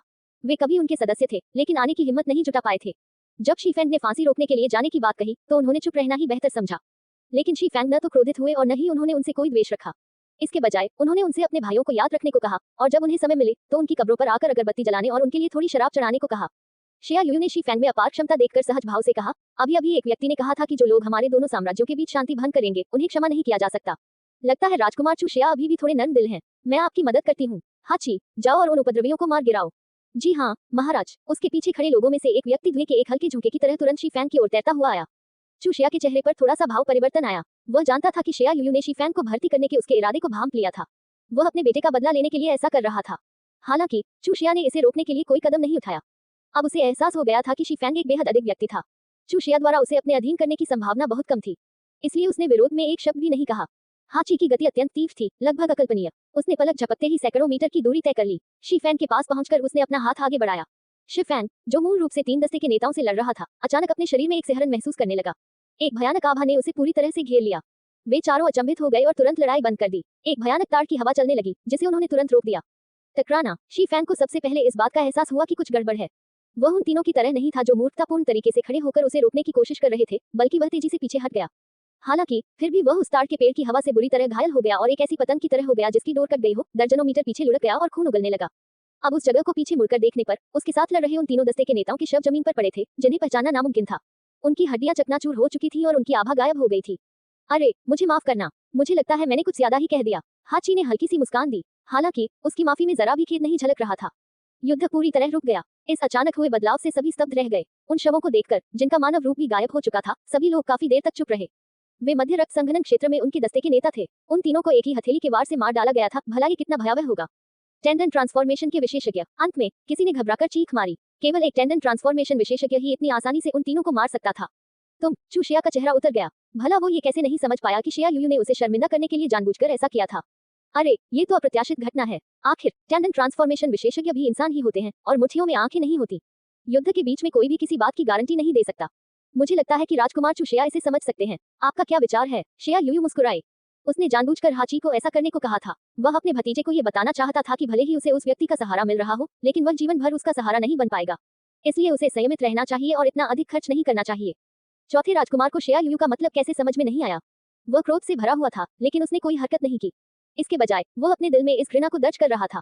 शीफैंग ने मुंह से खून थूकने के बाद धीरे धीरे उठ खड़ा हुआ। टेंडन ट्रांसफॉर्मेशन के विशेषज्ञ के सामने भी उसका पीछे हटने का जरा भी इरादा नहीं था। शीफैंग, जल्दी भागो, व्यर्थ में अपनी जान मत गंवाओ। श्रीमती लॉन्ग उसे व्यर्थ में मरने के लिए खुद को भेजते हुए नहीं देख सकती थी। शीफैंग ने कोई जवाब नहीं दिया। दरअसल बाकी लोगों ने भी कोई जवाब नहीं दिया। एक व्यक्ति को छोड़कर, जो बुरी तरह घायल था, बाकी सभी शीफैंग के पीछे खड़े होकर हाची का सामना कर रहे थे। हाची के चेहरे पर एक क्रूर मुस्कान आ गई। बहुत बढ़िया, तुम लोग वाकई चालाक हो। एक एक करके मरना, एक साथ मरने से कहीं ज्यादा बुरा है। मैं तुम सबको जल्दी से खत्म करने में मदद करूंगा। हाची ने ठंडी हंसी हंसते हुए पैर पटका। उसकी मुट्ठी पर नसें उभर आईं, मानो त्वचा के नीचे लताएं हों। उसने शीफैंग पर मुक्का मारा। फीनिक्स क्राई साम्राज्य के कई लोग, चाहे वे सैनिक हो या आम नागरिक, शीफैंग और बाकी लोगों को चूर चूर होते हुए नहीं देख सके, इसलिए उन सभी ने अपनी आंखें बंद कर लीं। अचानक तलवार के म्यान से बाहर निकलने की आवाज हवा में गूंज उठी। एक ठंडी रोशनी हवा में चमकी और तलवार हाची पर जा गिरी। हाची की मुट्ठी उन्हें चूर चूर करने ही वाली थी कि तभी उसका दिल जोर से धड़कने लगा। अपने अनुभव के चलते उसे एक गंभीर खतरे का आभास हो गया। उसने जबरदस्ती अपनी मुट्ठी की दिशा बदलकर बाईं ओर मुक्का मारा। बैंग! हाची की मुट्ठी ने तलवार को रोक दिया, लेकिन तलवार की ताकत ने उसे कई कदम पीछे धकेल दिया, जिससे वह चौंक गया। जल्दी से खुद को संभालते हुए उसने लंबे वस्त्र पहने एक युवती को देखा। उसके बाल ऊंचे जूड़े में बंधे थे, उसकी फीनिक्स जैसी आंखों में सच्ची शक्ति झलक रही थी और उसकी तलवार की धार पानी की तरह लहरा रही थी। उसमें एक अवर्णनीय भव्यता थी। तीसरी राजकुमारी। शीफैंग और बाकी सब चौंक कर चिल्ला उठे। तलवार लिए वह महिला फीनिक्स क्राई की तीसरी राजकुमारी चू याओ थी। तुम लोग सावधान रहना और लापरवाही मत करना। हमें लॉन चेन के लौटने तक समय बिताना होगा, चू याओ ने धीरे से फुसफुसाते हुए उनसे कहा। शीफैंग ने धीरे से सिर हिलाया। उनमें से 2 लोग अपने बुरी तरह घायल साथी की मदद करने के लिए नीचे झुके। उसके पेट के दाहिने हिस्से में भाला घुस गया था और वह अपनी अंतिम सांसें ले रहा था। शीफैंग ने झटपट एक दवा की गोली निकाली और उसे दे दी। इससे वह पूरी तरह ठीक तो नहीं हो जाएगा, लेकिन कुछ देर और जीवित रह सकेगा और उसकी तुरंत मृत्यु नहीं होगी। हालांकि सभी ने अपनी मृत्यु के बारे में पहले ही फैसला कर लिया था, लेकिन स्वाभाविक रूप से अगर उन्हें मरना न होता तो वे मरना नहीं चाहते। चू याओ को एक टेंडन ट्रांसफॉर्मेशन विशेषज्ञ को पीछे धकेलते देख उनके भीतर थोड़ी सी उम्मीद जगी। चू याओ को अचानक देखकर शिया यूयू और चू शिया समेत सभी लोग चौंक गए। वे सब अविश्वास भरी निगाहों से उसे देख रहे थे। शिया यूयू को तुरंत कुछ सूझा और उसने पूरी हैरानी से कहा, तुमने 9 ड्रैगन सीलिंग फील्ड तोड़ दिया है। चू याओ ने अपनी तलवार पर अपनी पकड़ मजबूत की और उसे शिया यूयू की ओर तान दिया। तुम नीच कमीनों, आज मैं तुम्हें तुम्हारे पापों का दंड दूंगी। हालांकि वह नहीं जानती थी कि 9 ड्रैगन सीलिंग फील्ड क्या है, लेकिन ये स्पष्ट था कि वह 9 विदेशी आध्यात्मिक ऊर्जा के बीजों के बारे में बात कर रहा था जो उसके डेंटियन में थे। अगर लॉन चेन न होता तो उसका जीवन बेहद दुखद हो जाता। वह दूसरों के हाथों में एक औजार बनकर रह जाती, बिना उसकी जानकारी के भी। ये सोचकर उसका गुस्सा भड़क उठा। तुम्हारी आभा देखकर लगता है कि तुमने अभी अभी टेंडन ट्रांसफॉर्मेशन की अवस्था पार की है। तुम शायद अपनी शक्ति को भी ठीक से नियंत्रित नहीं कर सकती, फिर भी ऐसी बेतुकी बातें करने की हिम्मत कर रही हो। हाची, इसे पकड़ो, ज़ेया यूयू ने व्यंग्य भरे लहजे में आदेश दिया। चौथा राजकुमार भी चू याओ को हैरानी से देख रहा था। उसके आने से उसका आत्मविश्वास थोड़ा डगमगा गया था। वह थोड़ा असहज महसूस करने लगा था। उसके मन में लॉन्ग चेन का चेहरा उभर आया। आज तक भी उसे लॉन्ग चेन के बारे में कोई खबर नहीं मिली थी। वह उसके लिए एक चिरस्थायी कांटा बन गया था, और अब जब चू याओ सामने आ गई थी तो वह कांटा और भी बड़ा हो गया था। चलो फीनिक्स क्राई की राजकुमारी को आजमा कर देखते हैं। हाची हंसा, उसके पूरे शरीर की नसें उभर आई और जैसे ही उसने मुक्का मारा उसकी भयानक आभा एक और स्तर ऊपर चली गई। उसके आने से पहले ही उसकी मुट्ठी की हवा से उसके बाल और कपड़े पीछे की ओर उड़ गए। हाची अब स्पष्ट रूप से अपनी असली टेंडन ट्रांसफॉर्मेशन शक्ति के साथ विस्फोट कर चुका था। चू याओ ने हाची के मुक्के का सीधे सामना नहीं किया। इसके बजाय वह अपने पैरों को सरकाकर वार से बच रही थी और अपनी तलवार से उसकी गर्दन पर वार कर रही थी। हाची ने ठंडी हंसी हंसते हुए वार को टालने की कोशिश नहीं की। उसके दूसरे हाथ पर हल्के पीले रंग की रोशनी दिखाई दी और उसने चू याओ की तलवार को झटक कर दूर कर दिया। चू याओ को एक जबरदस्त बल का झटका लगा जिससे वह हवा में उड़ गई और उसे अपने हाथ में तेज दर्द भी महसूस हुआ। शेया यूयू बिल्कुल सही थी। चू याओ ने अभी अभी टेंडन ट्रांसफॉर्मेशन के क्षेत्र में प्रवेश किया था, और इतना ही नहीं, उसने यह उन्नति गुप्त रूप से की थी क्योंकि वह किसी और को इसके बारे में पता चलने देने की हिम्मत नहीं कर रही थी। और वह इस बात से भी बेबस थी कि आगे बढ़ने के बाद भी उसे अपनी शक्ति को परखने का कोई मौका नहीं मिला था, इसलिए अपनी शक्ति पर उसका नियंत्रण सीमित था। अब जब उसका सामना एक ऐसे टेंडन ट्रांसफॉर्मेशन विशेषज्ञ से था जिसे सैकड़ों लड़ाइयों का अनुभव था, तो वह तुरंत ही नुकसान में आ गई। ये बात विशेष रूप से तब सच थी जब उसे युद्ध का लगभग शून्य अनुभव था। तुम्हारे पास बस एक खाली दुनिया है, मुझे अपनी जान दे दो, हाची ने ताना मारा। उसके लिंग की परवाह किए बिना उसने उस पर एक जोरदार मुक्का मारा। जैसे ही चू याओ उसे बलपूर्वक रोकने की तैयारी कर रहा था, अचानक एक लाल प्रकाश का गोला उड़कर आया और उसके मुक्के से टकरा गया। धड़ाम! हाची को ऐसा लगा जैसे उसकी मुट्ठी लावा से घिर गई हो और तुरंत पीछे की ओर धकेल दी गई हो। एक युवती के प्रति इतना निर्दयी व्यवहार करते हुए क्या तुम्हें शर्म नहीं आती? एक वृद्ध आवाज गूंजी और सबके सामने एक आकृति प्रकट हुई। Grand master Yun Qi. Chu Yao इस बात से उत्साहित हुए बिना नहीं रह सकी कि ग्रैंड मास्टर यून क्यूई आखिरकार इस महत्वपूर्ण क्षण में सामने आ गए हैं। यून क्यूई, रसायन शास्त्री संघ के अध्यक्ष के रूप में रसायन शास्त्री संधि के अनुसार आप सांसारिक मामलों में हस्तक्षेप नहीं कर सकते। क्या आपको संघ की सजा का डर नहीं है? शेया यूयू ने ठंडे स्वर में चिल्लाते हुए कहा। आप सही कह रहे हैं, एक गिल्ड अध्यक्ष सांसारिक मामलों में भाग नहीं ले सकता। ग्रैंड मास्टर यून क्यूई हल्के से हंसे और अचानक अपना सिर घुमाया। सन नियान हाजिर। दूर खड़ी भीड़ में पिल अप्रेंटिस के वस्त्र पहने एक अधेड़ उम्र का आदमी जल्दी से बाहर आया और आदरपूर्वक झुककर अभिवादन किया। ग्रैंड मास्टर युनची ने हाथ हिलाया जिससे कोई चीज उड़कर उनके पास आ गई। जब सुन नियान ने देखा कि वह क्या है तो उनका चेहरा तुरंत बदल गया। सन नियान, मैं गिल्ड का चिन्ह आपको सौंपता हूँ, आप गिल्ड के नए अध्यक्ष हैं, ग्रैंड मास्टर युन क्यूई ने कहा। Guild chairman. सुन नियान पूरी तरह से हैरान रह गई। ग्रैंड मास्टर युनची ने उन्हें बीच में ही रोक दिया। मैं अब गिल्ड का अध्यक्ष नहीं हूँ, हमारे गिल्ड के नियमों की अनदेखी नहीं की जा सकती। अगर आप अब भी मुझे गिल्ड का अध्यक्ष मानते हैं तो आप मुझे गिल्ड के अध्यक्ष पद से हटने से नहीं रोक सकते। सन नियान ने अपने हाथ में मौजूद गिल्ड के साइन बोर्ड को देखा और उसे समझ नहीं आ रहा था कि क्या करे, लेकिन उसे एहसास हुआ कि एक बड़ी घटना घटित होने वाली है। अब मैं रसायन शास्त्री संघ का सदस्य नहीं हूँ और सांसारिक मामलों में भाग लेने की योग्यता रखता हूँ, ग्रैंड मास्टर युन क्यूई ने हल्के स्वर में कहा। किसी ने कल्पना भी नहीं की होगी कि ग्रैंड मास्टर युन क्यूई वास्तव में लॉन्ग परिवार के लिए गिल्ड से अलग हो जाएंगे। गिल्ड अध्यक्ष का पद न होने पर अगर कोई उनकी हत्या भी कर दे तो भी कोई इसकी जांच नहीं कर पाएगा। ये सच है, मैं इस दिन का लंबे समय से इंतजार कर रहा था। युन क्यूई, जैसा कि उम्मीद थी, तुमने मुझे निराश नहीं किया। भीड़ में से दो लोग बाहर निकले और जब लोगों ने उनमें से एक को विशेष रूप से देखा तो कई लोगों ने हैरानी भरी चीखें निकाली। वेई कान, वह ग्रैंड मास्टर वेई कान थे जो ग्रैंड मास्टर युन क्यूई के समान ही प्रसिद्ध थे।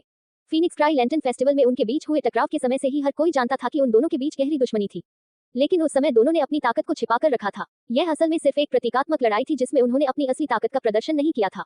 अब ग्रैंड मास्टर वेई कान की बातें सुनकर ऐसा लग रहा था कि ग्रैंड मास्टर युन क्यूई का आ जाना उनकी उम्मीदों के बिल्कुल अनुरूप था। शायद आज कोई सचमुच का बड़ा युद्ध होने वाला है। वह दूसरा बूढ़ा आदमी कौन है? मैं जानता हूँ, ये वान लुयांग है, एक और औषधि विशेषज्ञ। ये वही व्यक्ति थे जो हुआयुन पवेलियन की नीलामी में आए थे, इसलिए उन्होंने उन्हें पहचान लिया। नीलामी के दौरान वान लुयांग तब तक शांत रहे जब तक कि अंतिम मांस हड्डी पुनर्स्थापन गोलियां सामने नहीं आईं। तभी उन्होंने सबको चौंका दिया और एक गहरी छाप छोड़ी। आज उनका वेई कान के साथ खड़ा होना काफी दिलचस्प था। वेई कान को प्रकट होते देख भी ग्रैंड मास्टर युन क्यूई के चेहरे पर कोई बदलाव नहीं आया। उन्होंने वांग लुयांग की ओर देखा। क्या तुमने इस बारे में अच्छी तरह सोच लिया है? वांग लुयांग ने हल्की सी मुस्कान के साथ कहा, दरअसल मैं ग्रैंड मास्टर युनची का दुश्मन नहीं बनना चाहता, लेकिन भाई वेई की कृपा स्वीकार करने के लिए मैं मजबूर हो गया, इसलिए मैं केवल आपको नाराज ही कर सकता हूँ। ये बकवास बंद करो युनची, वह चीज मुझे सौंप दो वरना मैं तुम्हें अभी नरक में भेज दूंगा, वेई कान ने ठंडे स्वर में कहा। अब जब तुम रसायन शास्त्रियों के संग से अलग हो गए हो तो तुम्हारे पास सहारा देने वाला कोई नहीं बचा है। मुझे तुम्हें मारने में जरा भी संकोच नहीं है। ग्रैंड मास्टर युनची ने जटिल भावों के साथ चौथे राजकुमार की ओर देखा। चौथे राजकुमार सचमुच पुरुषों के बीच एक अजगर हैं। आपकी चालबाजी देखकर मैं आपकी प्रशंसा करता हूँ। चौथे राजकुमार ने हल्की सी मुस्कान बिखेरी। गुरुजी की प्रशंसा सुनकर यह नौजवान शर्मा गया। चूंकि चौथा राजकुमार षड्यंत्र रचने में इतना माहिर है, मुझे आश्चर्य है कि क्या उसने एक विशेष मुहावरे के बारे में सुना होगा। ग्रैंड मास्टर युन क्यूई ने हल्के से पूछा। कौन सा भाव? कृपया मुझे कुछ संकेत दीजिए सीनियर। मनुष्य योजना बनाता है लेकिन ईश्वर ही उसे पूरा करता है। ग्रैंड मास्टर युन क्यूई ने हल्की सी मुस्कान बिखेरी। चौथे राजकुमार ने अपनी आंखें सिकोड़ ली। उन्हें पता नहीं क्यों, लेकिन यह सुनकर उनका दिल थोड़ा सा धड़क उठा। तुम्हारा इससे क्या मतलब है? चौथा राजकुमार तो बुद्धिमान है, तो तुम इतनी आम कहावत को भी कैसे नहीं समझ सकते? या फिर तुम यह मानने से डरते हो कि तुम इसका अर्थ जानते हो? युन क्यूई ने पूछा। चौथे राजकुमार के चेहरे के भाव में थोड़ा बदलाव आया। उनकी योजना बेशक पूरी तरह से त्रुटिहीन थी, लेकिन अप्रत्याशित घटनाएं लगातार घटित होती रहीं। पहली गड़बड़ी यह थी कि मार्क्विस यंग लॉन्ग चेन को मारने में असफल रहे। हालांकि मार्क्वेस यंग ने कहा था कि लॉन चेन पहले से ही बुरी तरह घायल है और उसके बचने की संभावना बहुत कम है, फिर भी उन्हें विश्वास था कि लॉन चेन इतनी आसानी से नहीं मरेगा, इसलिए उन्होंने सेवेज मार्क्वेस को उसकी तलाश में भेजा था। दूसरी दुर्भाग्यपूर्ण घटना ये थी कि चू याओ ने चुपचाप अपने शरीर में मौजूद 9 ड्रैगन सीलिंग फील्ड को हल करने में कामयाबी हासिल कर ली थी और टेंडन ट्रांसफॉर्मेशन क्षेत्र में प्रवेश कर लिया था। हालांकि उसने अभी अभी ही सफलता हासिल की थी और अभी उससे डरने की कोई जरूरत नहीं थी, फिर भी ये एक अप्रत्याशित घटना थी। इसी वजह से उसे लगा कि स्थिति उतनी पक्की नहीं है जितनी उसने सोची थी। और अब ग्रैंड मास्टर युनची, ये जानते हुए भी कि वो एक घातक जाल में फंस गए हैं, पहले की तरह ही शांत थे। इस बात ने उन्हें और भी बेचैन कर दिया और उन्हें थोड़ा डर भी महसूस हुआ। उसका जन्म मात्र एक शतरंज की बिसात बनने के लिए हुआ था, लेकिन अंततः वह उस बिसात से भागने में कामयाब हो गया। अब जब बिसात पर नियंत्रण करने की बारी उसकी थी, तो वह निश्चित रूप से नहीं चाहता था कि उसकी अपनी बिसातें उससे दूर भागें। तुम्हारी योजनाएं हास्यास्पद हैं, कुछ संसाधनों के लिए तुमने इतना समय बर्बाद कर दिया, कितनी बेवकूफी है। ग्रैंड मास्टर युन क्यूई ने सिर हिलाया। इससे चौथे राजकुमार के चेहरे के भाव में जबरदस्त बदलाव आ गया। उन्होंने अविश्वास से ग्रैंड मास्टर युन क्यूई की ओर देखा। क्या आपको सच में पता था? ग्रैंड मास्टर युन क्यूई ने हल्की सी मुस्कान दी, लेकिन उन्होंने कोई प्रतिक्रिया नहीं दी। चौथे राजकुमार ने दूर खड़ी भीड़ पर एक नजर डाली और तुरंत खुद को शांत किया। उसने ठंडे लहजे में हंसते हुए कहा, मौत के सामने तुम लोग बकवास करने लगे हो।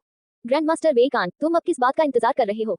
वेई कान मुस्कुराया, खैर वह मेरा एक पुराना दोस्त है जिससे मैं कई सालों से संपर्क में हूँ। इस दोस्त को विदा करने से पहले मुझे उसे अपने अंतिम शब्द कहने का समय देना होगा। खैर लगता है कि उसने अपने शब्द कह दिए हैं, तो मैं चलता हूँ। वेई कान का शरीर पूरी तरह से ज्वालाओं से घिर गया। उसके हाथों में एक धधकती हुई भाला प्रकट हुई और वह लगभग एक मानव आकार की ज्वाला में तब्दील होकर युनची की ओर दौड़ा, अपने साथ बेहद तीव्र तापमान लेकर। वांग लुयान ने ज्वाला कवच और तलवार भी मंगाई। उन्होंने युनची को दोनों ओर से घेर लिया।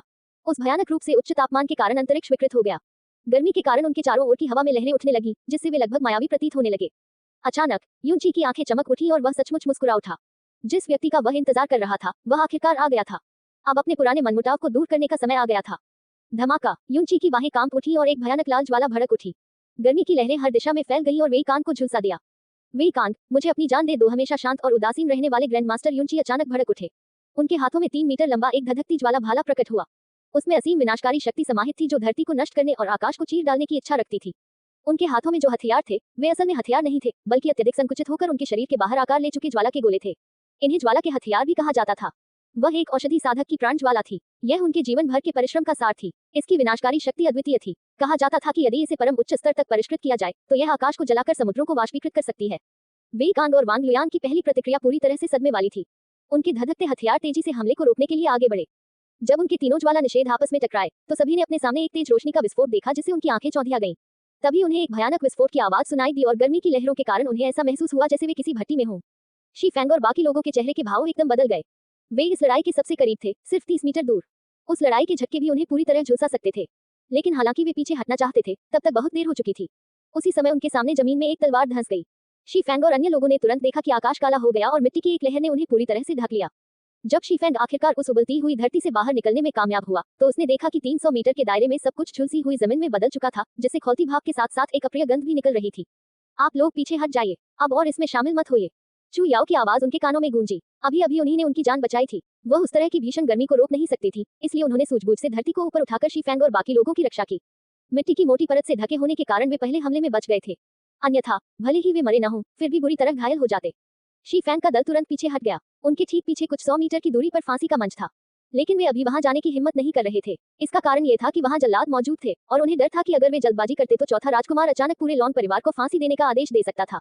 चाहे वे कितनी भी तेजी से भागे, वे उन्हें उन जल्लादों से नहीं बचा पाएंगे और न ही खुद भाग पाएंगे, इसलिए वे अंधाधुंध वहां नहीं जा सकते थे। धमाका धमाका धमाका! भीषण गर्मी की लहरें फैलती जा रही थी और धमाकों की गूंज लगातार सुनाई दे रही थी। आम लोग केवल लपटों से भरा आकाश देख पा रहे थे और उस आग के भीतर क्या हो रहा था, यह उन्हें दिखाई नहीं दे रहा था। केवल रक्त संघनन विशेषज्ञ ही अपनी तीव्र दृष्टि से उन 3 मानव आकार की ज्वालाओं को देख सकते थे जो लगातार आपस में टकरा रही थी। तो पिछली बार तुम अपनी असली ताकत छिपा रहे थे। कई वारों के बाद वेई कान और वांग लुयान को बार-बार पीछे हटना पड़ा। सच्चाई का एहसास होते ही वेई कान का चेहरा उतर गया। बेकार की बातों की कोई जरूरत नहीं, आज तुम दोनों की बेकार जिंदगी का अंत हो जाएगा, युनची ने ठंडे स्वर में चिल्लाते हुए कहा। उसकी सारी आध्यात्मिक शक्ति चरम सीमा पर पहुंच गई थी और उसके हमले और भी बेरहम और तीखे हो गए थे, जिससे उन दोनों को बार-बार पीछे हटना पड़ रहा था। सभी लोग पूरी तरह से स्तब्ध रह गए। क्या ये पिल मास्टर्स के बीच की लड़ाई थी? ये तो मानो ज्वाला के देवताओं का युद्ध था। अन्य विशेषज्ञ तो लड़ाई में भाग लेने की तो बात ही छोड़िए, उसके पास पहुंचने की भी हिम्मत नहीं कर पा रहे थे। हमला करने से पहले ही वे राख में तब्दील हो जाते। पिल कल्टीवेटर सचमुच भयानक और पूरी तरह से अजेय थे। ग्रैंड मास्टर युन क्यूई ने एक-एक करके लड़ते हुए उन्हें बार-बार पीछे धकेलने में कामयाबी हासिल की। हालांकि वांग लुयांग और वेई कान दोनों ही पिल मास्टर थे, लेकिन पिल फ्लेम के मामले में वे ग्रैंड मास्टर युन क्यूई से स्पष्ट रूप से कमजोर थे और ये कमी मामूली नहीं थी, बल्कि काफी ज्यादा थी। दोनों ही घबरा गए। सदमे से भर जाने के साथ साथ वेई कान अपनी किस्मत को धन्यवाद देने से खुद को रोक नहीं पाया। उसने युनची से इतनी गहराई से छिपने की उम्मीद नहीं की थी। अगर आमने सामने की लड़ाई होती तो उसके लिए परिणाम विनाशकारी होते। उनकी तीनों ज्वालाओं की शक्ति अत्यंत प्रबल थी। 30 से अधिक लगातार प्रहारों के बावजूद उनकी ऊर्जा में जरा भी थकावट के लक्षण नहीं दिखे। हालांकि वे कांग और वांग लुयान नुकसान में थे, फिर भी लड़ाई कुछ देर तक गतिरोध में बनी रही। छोटी बच्ची, इस बार तुम्हें बचाने वाला कोई नहीं होगा, मर जाओ। हाची अचानक भयावह ढंग से हंसा और दूर से लड़ाई देख रही चुयाओ पर झपटा। अगर युनची ने पहले हस्तक्षेप न किया होता तो वह उसे पहले ही मार डालता। अब जब उसने देखा कि उसके रास्ते में कोई और नहीं है तो वह तुरंत उस पर झपटा। लेकिन जैसे ही वह हिला, उसे हवा का एक अजीब झोंका महसूस हुआ। अपने जीवन और मृत्यु के अनुभवों पर भरोसा करते हुए वह तुरंत रुक गया। ठंडी रोशनी उसके पास से खून की एक बूंद के साथ गुजरी। एक तीर उसकी नाक को छूकर निकल गया था। अगर हाची ने प्रतिक्रिया देने में जरा सी भी देरी की होती तो उसका सिर छलनी हो जाता। क्या मेरे लॉन परिवार की बहू को आप जैसे लोग धमका सकते हैं? एक गहरी और गूंजती हुई आवाज पूरे युद्ध क्षेत्र में फैल गई। इसने सभी के दिलों को झकझोर दिया, क्योंकि आवाज में घोर घृणा और हत्या का इरादा समाया हुआ था। सभी लोग पूरी तरह से हैरान थे। वे पूरी तरह से युनची की लड़ाई पर ध्यान केंद्रित कर रहे थे, लेकिन किसी समय युद्ध के मैदान में तीन और आकृतियां प्रकट हुईं।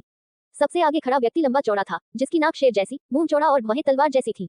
वह बेहद शक्तिशाली प्रतीत हो रहा था। उसके गाल इतने नुकीले थे मानो उन्हें चाकू से तराशा गया हो, और उससे निर्मम हत्या का भाव झलक रहा था।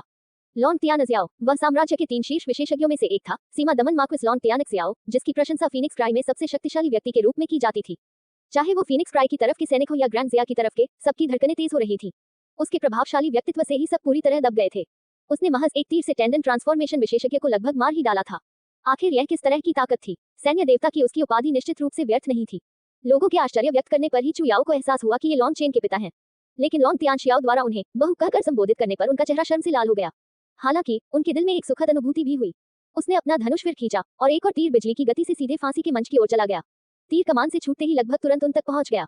सभी को आश्चर्यचकित करने वाली बात यह थी कि जैसे ही वह एक तीर चला, श्रीमती लॉन्ग और अन्य लोगों के पीछे खड़े सभी जल्लाद जमीन पर गिर पड़े। तभी लोगों को एहसास हुआ कि उनके माथे पर एक छोटा सा छेद हो गया था।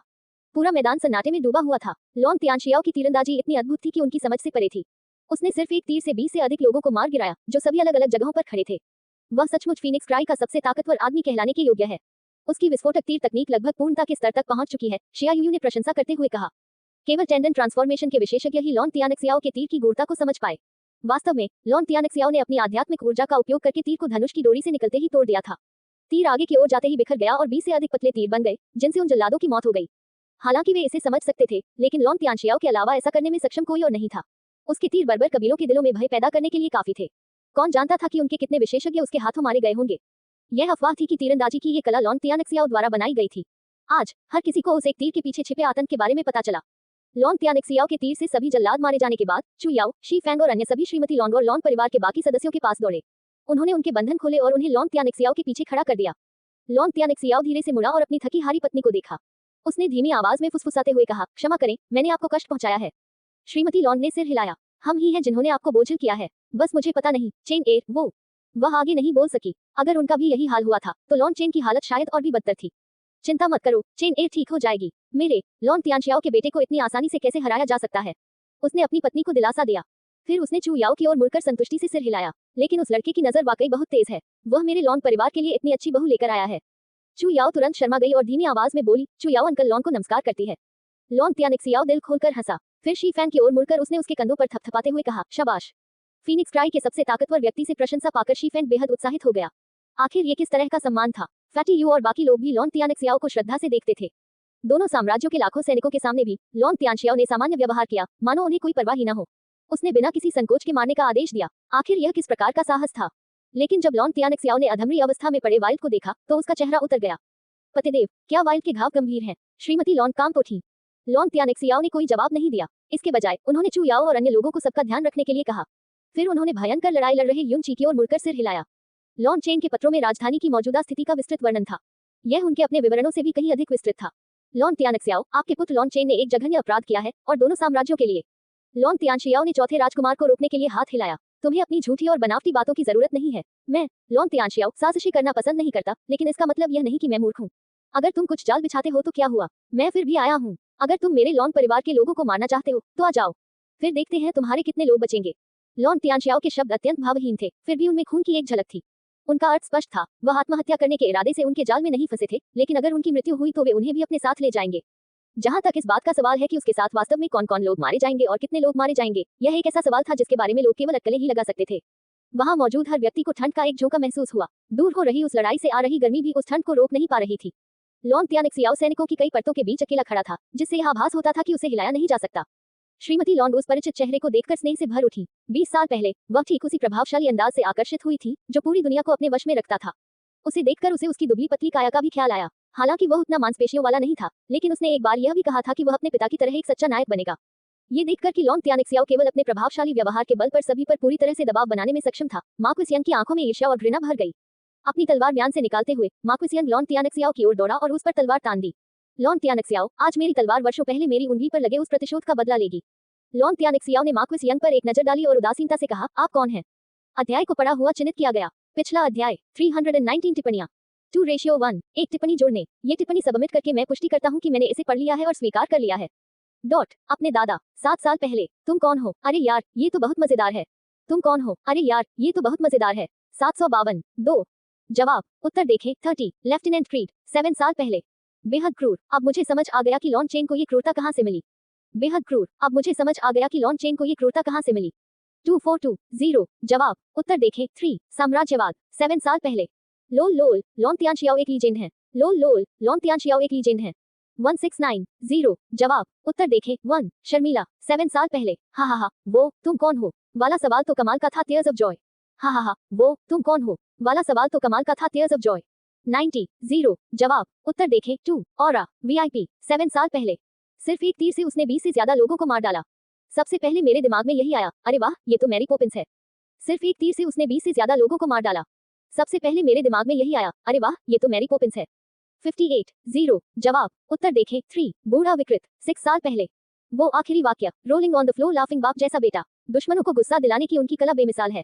वो आखिरी वाक्य rolling on the floor laughing बाप जैसा बेटा। दुश्मनों को गुस्सा दिलाने की उनकी कला बेमिसाल है। 37 जवाब गुंडम अंडस्को मैन 2.0 7 साल पहले। अरे यार इतनी ठंड थी कि सब कुछ जल गया। अरे यार इतनी ठंड थी कि सब कुछ जल गया। 28 जवाब भयावह प्रवाह 7 साल पहले। निर्मम एकदम करारा तमाचा। वाह क्या जबरदस्त कहानी है। कूल इस अध्याय के लिए धन्यवाद। निर्मम एकदम करारा तमाचा। वाह क्या जबरदस्त कहानी है। कूल इस अध्याय के लिए धन्यवाद। 20 जवाब सोल वालकीरी 7 साल पहले। ओह ये तो वाकई दर्दनाक है जब आपका दुश्मन आपको भूल जाए। हा ओह ये तो वाकई दर्दनाक है जब आपका दुश्मन आपको भूल जाए। हा 18 जवाब वहाद 7 साल पहले। हा मुझे ये पिता विशेषज्ञ बहुत पसंद आया। Tears of Joy tears of Joy tears of Joy. हा मुझे ये पिता विशेषज्ञ बहुत पसंद आया। Tears of Joy tears of Joy tears of Joy. 17 जवाब डेलानो 6 साल पहले। इतिहास के 10 सबसे बड़े अपमानों में से एक ये है कि आप किसी ऐसे व्यक्ति को जिससे आपने प्रतिद्वंद्वी और शत्रु के रूप में लड़ाई लड़ी थी इस कदर अपमानित करते हैं कि वह व्यक्ति आपको याद तक नहीं रखता। इतिहास के 10 सबसे बड़े अपमानों में से एक ये है कि आप किसी ऐसे व्यक्ति को जिससे आपने प्रतिद्वंद्वी और शत्रु के रूप में लड़ाई लड़ी थी इस कदर अपमानित करते हैं कि वह व्यक्ति आपको याद तक नहीं रखता। 15 जवाब ड्रोसमोडन 7 साल पहले। उसके हाथों में 3 मीटर लंबा एक ज्वाला भाला प्रकट हुआ। यहाँ प्लेसेंट की जगह ब्लेजेंट शब्द का प्रयोग होना चाहिए। अब तक आपने जो मेहनत की है उसके लिए धन्यवाद स्माइली फेस। उसके हाथों में 3 मीटर लंबा एक ज्वाला भाला प्रकट हुआ। यहाँ प्लेसेंट की जगह ब्लेजेंट शब्द का प्रयोग होना चाहिए। अब तक आपने जो मेहनत की है उसके लिए धन्यवाद स्माइली फेस। 12 जवाब उत्तर देखें 1 रैफिक 7 साल पहले। हा लॉन त्यानिक्सियाओ ने एमिनेम की तरह ही कमाल कर दिया। हा लॉन त्यानिक्सियाओ ने एमिनेम की तरह ही कमाल कर दिया। 10 जवाब हरमांडोस 6 साल पहले। लॉन त्यानिक्सियाओ ने मार्क्विस यंग पर एक नजर डाली और बेपरवाही से कहा, आप कौन हैं? ये तो बहुत नुकसानदेह है। Tears of Joy. लॉन त्यानिक्सियाओ ने मार्क्विस यंग पर एक नजर डाली और बेपरवाही से कहा, आप कौन हैं? ये तो बहुत नुकसानदेह है। Tears of Joy. 9 जवाब उत्तर देखें 1 सोजरो 888 6 साल पहले। वाह अब हमें पता चल गया कि लॉन चेन को लोगों को गुस्सा दिलाने की कला कहाँ से मिली। सब सोचते थे कि उसकी बदतमीजी बेमिसाल है, लेकिन उसने आज तक किसी को इतनी बेरहमी से कभी नहीं लताड़ा। पिता का वो एक वाक्य ही ये दिखाने के लिए काफी है कि बेटे को अभी बहुत कुछ सीखना बाकी है। वाह अब हमें पता चल गया कि लॉन चेन को लोगों को गुस्सा दिलाने की कला कहाँ से मिली। सब सोचते थे कि उसकी बदतमीजी बेमिसाल है, लेकिन उसने आज तक किसी को इतनी बेरहमी से कभी नहीं लताड़ा। पिता का वो एक वाक्य ही ये दिखाने के लिए काफी है कि बेटे को अभी बहुत कुछ सीखना बाकी है। और दिखाएं 7 जवाब उत्तर देखें 2 संबंधित उपन्यास। पुस्तक भक्षक पूरा होना 87%। पुस्तक भक्षक कर्णक मृत्यु का सम्राट चल रहे 96%। कर्णक मृत्यु का सम्राट पुनर्गठन से बचना चल रहे 56%। पुनर्गठन से बचना चिरस्थायी अंतराल 52%। चिरस्थायी सर्वोच्च तलवार उत्थान चल रहे 60%। सर्वोच्च तलवार उत्थान। तुम कौन हो? मार्क्विस यंग गुस्से से लगभग फट पड़े। लॉन त्यानिक्सियाओ ने सचमुच ऐसा व्यवहार किया जैसे वह उन्हें पहचानता ही न हो। यह उनके लिए सबसे बड़ा अपमान और बेइज्जती थी। उसने अतीत में कई बार लॉन त्यानिक्सियाओ को चुनौती दी थी और हर बार उसे हार का सामना करना पड़ा। आखिरी मुकाबले में लॉन त्यानिक्सियाओ ने उसकी एक उंगली काट दी थी, जो उसके पूरे जीवन का सबसे बड़ा अपमान था। इस समय तक मार्क्विस यंग ने मांस हड्डी पुनर्स्थापन गोली प्राप्त कर ली थी और अपनी वह उंगली वापस उगा ली थी। इससे उनकी नसें पूरी तरह से ठीक हो गई थी और वे नस रूपांतरण के छठे स्वर्ग चरण से 7वें स्वर्ग चरण में पहुंच गए थे, यानी अंतिम चरण में प्रवेश कर चुके थे। हालांकि स्वर्ग के स्तर में सिर्फ एक चरण का ही अंतर था, लेकिन यह मध्य और अंतिम चरण के बीच का एक बड़ा कदम भी था। अब जब वह अंतिम चरण में पहुंच चुका था, उसकी युद्ध क्षमता में जबरदस्त वृद्धि हुई थी और वह पूरी तरह से आश्वस्त था और लॉन तियानेक्सियाओ को फिर से चुनौती देने के लिए तैयार था। उसे चुनौती देने का मौका मिलने से पहले ही उसे उसी दिन लॉन चेन को मारने का आदेश मिल गया था। इसका नतीजा ये हुआ कि लॉन चेन ने उसे लगातार नाकाम किया और अंत में वह बाल बचा। इससे उसका आत्मविश्वास बुरी तरह हिल गया था और अब लॉन तियानेक्सियाओ के एक ही वाक्य से उसका क्रोध पूरी तरह फूट पड़ा और वह इसे और सहन नहीं कर सका। गुस्से से दहाड़ते हुए वह लॉन तियानेक्सियाओ की ओर दौड़ पड़ा। उन दोनों के बीच लगभग 300 मीटर की दूरी थी, लेकिन मार्क्विस यंग ने महज 3 कदमों में उस दूरी को पार दिया। पहले कदम पर ही उसके पूरे शरीर की नसें उभर आईं और उससे भयानक ऊर्जा का विस्फोट हुआ। दूसरे कदम पर ही उसने अपनी तलवार को ऊपर उठाया, उसकी सारी ऊर्जा तलवार में समा गई और हवा उसके चारों ओर सीटी बजाती हुई बहने लगी। अपने तीसरे कदम पर उसने अचानक अपनी गति बढ़ा दी। उसका मन, आत्मा और ऊर्जा सब एक साथ विलीन हो गए। जैसे ही उसकी तलवार नीचे गिरी, उसकी शक्ति अपने चरम पर पहुंच गई। ये कहा जा सकता है कि यद्यपि मार्क्विस यंग क्रोधित थे, फिर भी ये निर्विवाद था कि वे एक सच्चे विशेषज्ञ थे। ये बात ग्रैंड शिया के टेंडन ट्रांसफॉर्मेशन विशेषज्ञों को भी स्वीकार करनी पड़ी। मार्क्विस यंग को आगे बढ़ते देख लॉन तियानेक्सियाओ ने बस अपना सिर हिलाया। 10 साल बीत जाने के बाद भी तुम में जरा भी बदलाव नहीं आया है। क्या तुम सिर्फ अपने दम पर मुझे हराना चाहते हो? लॉन तियानेक्सियाओ के हाथ में अचानक एक तलवार प्रकट हो गई। जब उसने उसे म्यान से बाहर निकाला तो उसकी ठंडी रोशनी चारों ओर फैल गई। लेकिन जब सभी को लगा कि लॉन तियानेक्सियाओ वार रोकने के लिए तलवार चलाएगा, तभी उसने एक कदम पीछे हट गया। उस एक कदम ने उसे 3 मीटर दूर पहुंचा दिया। मार्क्विस यंग लगभग खून थूकने ही वाले थे। उनका प्रहार पहले तो बिल्कुल सटीक था, लेकिन अब उनकी पूरी ताकत से किए गए प्रहार में शक्ति का कोई स्थान नहीं बचा था। ऐसा लग रहा था मानो उन्होंने अपनी पूरी शक्ति का प्रयोग किसी चट्टान को काटने के प्रयास में किया हो, लेकिन वह चट्टान नरम टोफू के टुकड़े जैसी हो गई हो। शक्ति का गलत मात्रा में प्रयोग करने का यह एहसास बेहद असहज था। मार्क्विस यंग की तलवार हवा में ही जा गिरी। स्थिति बिगड़ती देख वह अपनी चाल बदलने ही वाला था कि तभी लॉन तियानेक्सियाओ ने बीच में आकर अपनी कृपाण से वार किया। हवा में कृपाण की आकृतियां उभर आईं। धमाका! लेकिन मार्क्विस यंग अभी भी टेंडन ट्रांसफॉर्मेशन के विशेषज्ञ थे। उस बेहद प्रतिकूल स्थिति में भी उन्होंने अपनी ऊर्जा का बलपूर्वक उपयोग करके लॉन तियानेक्सियाओ की तलवार का सामना किया। मार्क्विस यंग एक उछलते हुए पत्थर की तरह दर्जनों मीटर दूर लुढ़कते हुए रुके। जैसे ही उसकी हालत स्थिर हुई, उसने तुरंत मुंह से खून थूक दिया। उस अचानक लगे प्रहार और अवरोध ने उसके आंतरिक अंगों को हिलाकर रख दिया था, जिससे उसे चोट लगी थी। सभी लोग आश्चर्यचकित रह गए। मार्क्विस यंग, जो फीनिक्स क्राई के 3 शीर्ष विशेषज्ञों में से एक थे, लॉन तियानेक्सियाओ के एक भी वार को पूरी तरह से रोक नहीं पाए। शिया यूयू और अन्य लोग शायद आश्चर्यचकित हुए होंगे, लेकिन वे बहुत ज्यादा हैरान नहीं थे। लॉन तियानेक्सियाओ का अभी किया गया हमला लगभग पूरी तरह से सुनियोजित था। उसने बड़ी कुशलता से उस क्षण को चुना जब मार्क्विस यंग ने अपनी सारी शक्ति व्यर्थ कर दी थी और अभी तक अपनी ऊर्जा पुनः एकत्रित नहीं कर पाया था। उस समय हमला करने से मार्क्विस यंग को नुकसान उठाना पड़ा। इसका मतलब यह नहीं था कि मार्क्विस यंग की साधना शक्ति लॉन तियानेक्सियाओ से कमतर थी, बल्कि इसका मतलब यह था कि मार्क्विस यंग की युद्ध क्षमता तुलनात्मक रूप से बहुत कम थी। मार्क्विस यंग पिछले कुछ वर्षों से एकांतवास में प्रशिक्षण ले रहे थे। जब भी वे किसी से मिलते, तो हमेशा किसी कमजोर व्यक्ति से मिलते और उन्हें बलपूर्वक दबा देते। वे पहले अपने शत्रुओं को एक ही स्थान पर जकड़ लेते और फिर उन पर जोरदार प्रहार करते। लेकिन आज वह क्रोधित था और यह भूल गया था कि लॉन तियानेक्सियाओ भी एक उन्नत टेंडन ट्रांसफॉर्मेशन विशेषज्ञ था। उसका स्तर वास्तव में उससे कहीं अधिक था, तो भला वह उसे कैसे रोक सकता था? और इसीलिए उसे इतना कष्ट सहना पड़ा था। यंग झाओ, क्या तुम मुझसे लड़ने के लिए सिर्फ इसी स्तर की ताकत का इस्तेमाल करोगे? लॉन तियानेक्सियाओ ने उदासीनता से सिर हिलाया। मार्क्विस यंग का चेहरा गुस्से से पीला पड़ गया। वह लापरवाह था और उसने इस स्थिति का सामना बिना तैयारी के किया था। हालांकि चोट गंभीर नहीं थी, लेकिन इससे उसके आत्मविश्वास और मनोबल पर गहरा असर पड़ा था। एक पल के लिए वह गुस्से में बस अपने दांत पीसता रहा। सीमा दमन के सरदार लॉन तियानेक्सियाओ ने विद्रोह कर दिया है। सभी सैनिकों को इस विद्रोही को पकड़ने के लिए मिलकर काम करने का आदेश दिया जाता है। चौथे राजकुमार ने ठंडे स्वर में आदेश दिया। चौथे राजकुमार की पुकार सुनते ही दर्जनों टुकड़ियां तुरंत आगे बढ़ी। वे लोग स्पष्ट रूप से उनके भरोसेमंद एजेंट थे जो बिना किसी झिझक के उनके आदेशों का पालन करते थे। जहां तक उन अन्य अधिकारियों की बात है जो अभी भी स्थिति से सहमे हुए थे, जब उन्होंने देखा कि लोग आगे बढ़ रहे हैं, तो उन्होंने भी संकोच करना छोड़ दिया। एक एक करके वे सभी लॉन तियानेक्सियाओ की ओर बढ़ने लगे। फीनिक्स क्राई भाइयों, हम सब इसी धरती पर साथ पले बड़े हैं। मैं अपने भाइयों का खून नहीं देखना चाहती। मुझे मजबूर मत करो। लॉन तियानेक्सियाओ की चीख गूंज उठी। उनकी गर्जना उनकी आध्यात्मिक शक्ति से पुष्ट हुई और पूरे आकाश को हिलाकर रख दिया। देखते ही देखते कई लोग रुक गए। वे सभी सैनिक थे और लॉन तियानेक्सियाओ उनके आदर्श थे। आखिर कितने लोग उनके जैसा बनना चाहते थे और सैन्य देवता कहलाना चाहते थे, लेकिन अब उन्हें अपनी बंदूकें इस मूर्ति की ओर ताननी थी। इससे कई सैनिक असमंजस में पड़ गए। उसके भ्रामक झूठों पर ध्यान मत दो। जैसे ही तुम एक भी गद्दार को मार गिराओगे, चाहे उसका पद कुछ भी हो, तुम्हें तुरंत 10 लाख सोने के सिक्के मिलेंगे और तुम्हारी पदोन्नति 3 कुलीन पदों तक हो जाएगी। चौथे राजकुमार ने पुकार कर कहा। ये सुनकर कुछ झिझकते हुए सैनिकों ने तुरंत अपना आंतरिक संघर्ष त्याग दिया और अपने हथियार लहराते हुए आगे बढ़ गए। जिस दिन से वे सेना में भर्ती हुए थे, उन्हें बार बार यही सिखाया गया था कि सैनिकों को सोचने की जरूरत नहीं होती, उन्हें बस आदेशों का पालन करना होता है। और इतने बड़े प्रलोभन के सामने उन सभी लोगों ने अपनी सहज प्रवृत्ति का पालन किया। लेकिन उनका लॉन तियानेक्सियाओ पर हमला करने का कोई इरादा नहीं था। आखिरकार ये एक असंभव मिशन था। सौभाग्यवश लॉन तियानेक्सियाओ के अलावा उसके घर के 20 से अधिक सदस्य भी मौजूद थे। उनमें से किसी एक को मारना बहुत आसान होता। 10 लाख सोने के सिक्के और कुलीन वर्ग में 3 पायदान की पदोन्नति, ये ऐसे प्रलोभन थे जिनका विरोध करना कुछ ही लोग संभव पाते। ज्वार की तरह उमड़ती हुई सेना को देखकर लॉन तियानेक्सियाओ ने आह भरी। इन्हें बेरोक-टोक मार डालो। लॉन तियानेक्सियाओ के साथ आए बाकी 2 लोगों ने सिर हिलाया। श्रीमती लॉन्ग और अन्य लोगों को अपने बीच में रखकर उन्होंने हमलावर सेना की ओर अपनी तलवारें उठा ली। तलवार की रोशनी चमकी, अंग चारों ओर उड़ गए और खून की बारिश होने लगी। क्या वे टेंडेंट ट्रांसफॉर्मेशन के विशेषज्ञ हैं? चौथे राजकुमार का चेहरा बदल गया। लॉन तियानक्सियाओ जिन 2 लोगों को लेकर आई थी, वे भी टेंडेंट ट्रांसफॉर्मेशन के विशेषज्ञ थे। ये तो उनकी उम्मीदों से बिल्कुल परे था। उन्होंने काफी समय पहले ही लॉन तियानक्सियाओ की मूलभूत क्षमता का पूरी तरह से विश्लेषण कर लिया था। अचानक 2 नए टेंडेंट ट्रांसफॉर्मेशन विशेषज्ञ कैसे सामने आ सकते हैं? लेकिन उसे यह नहीं पता था कि इसमें लॉन चेन का योगदान था। लॉन चेन द्वारा चेन फी के साथ वापस भेजी गई ब्रेकिंग बैरियर पिल्स के परिणामस्वरूप 3 लोग सफलतापूर्वक टेंडेंट ट्रांसफॉर्मेशन स्तर तक पहुंच गए थे। बाकी बचे लोग अभी तक बाधा को पार नहीं कर पाए थे, लेकिन अब उन्हें वह अवरोध पहले से कहीं अधिक स्पष्ट रूप से दिखाई दे रहा था। जल्द ही वे भी उसे पार कर सकेंगे। इससे लॉन तियानक्सियाओ बेहद प्रसन्न हुआ। लॉन चेन के पत्र से उसे पता चला कि शाही राजधानी में आंतरिक तनाव किसी भी क्षण एक नाजुक मोड़ पर पहुंच सकता है और उसे अपनी तैयारियां शुरू कर देनी चाहिए।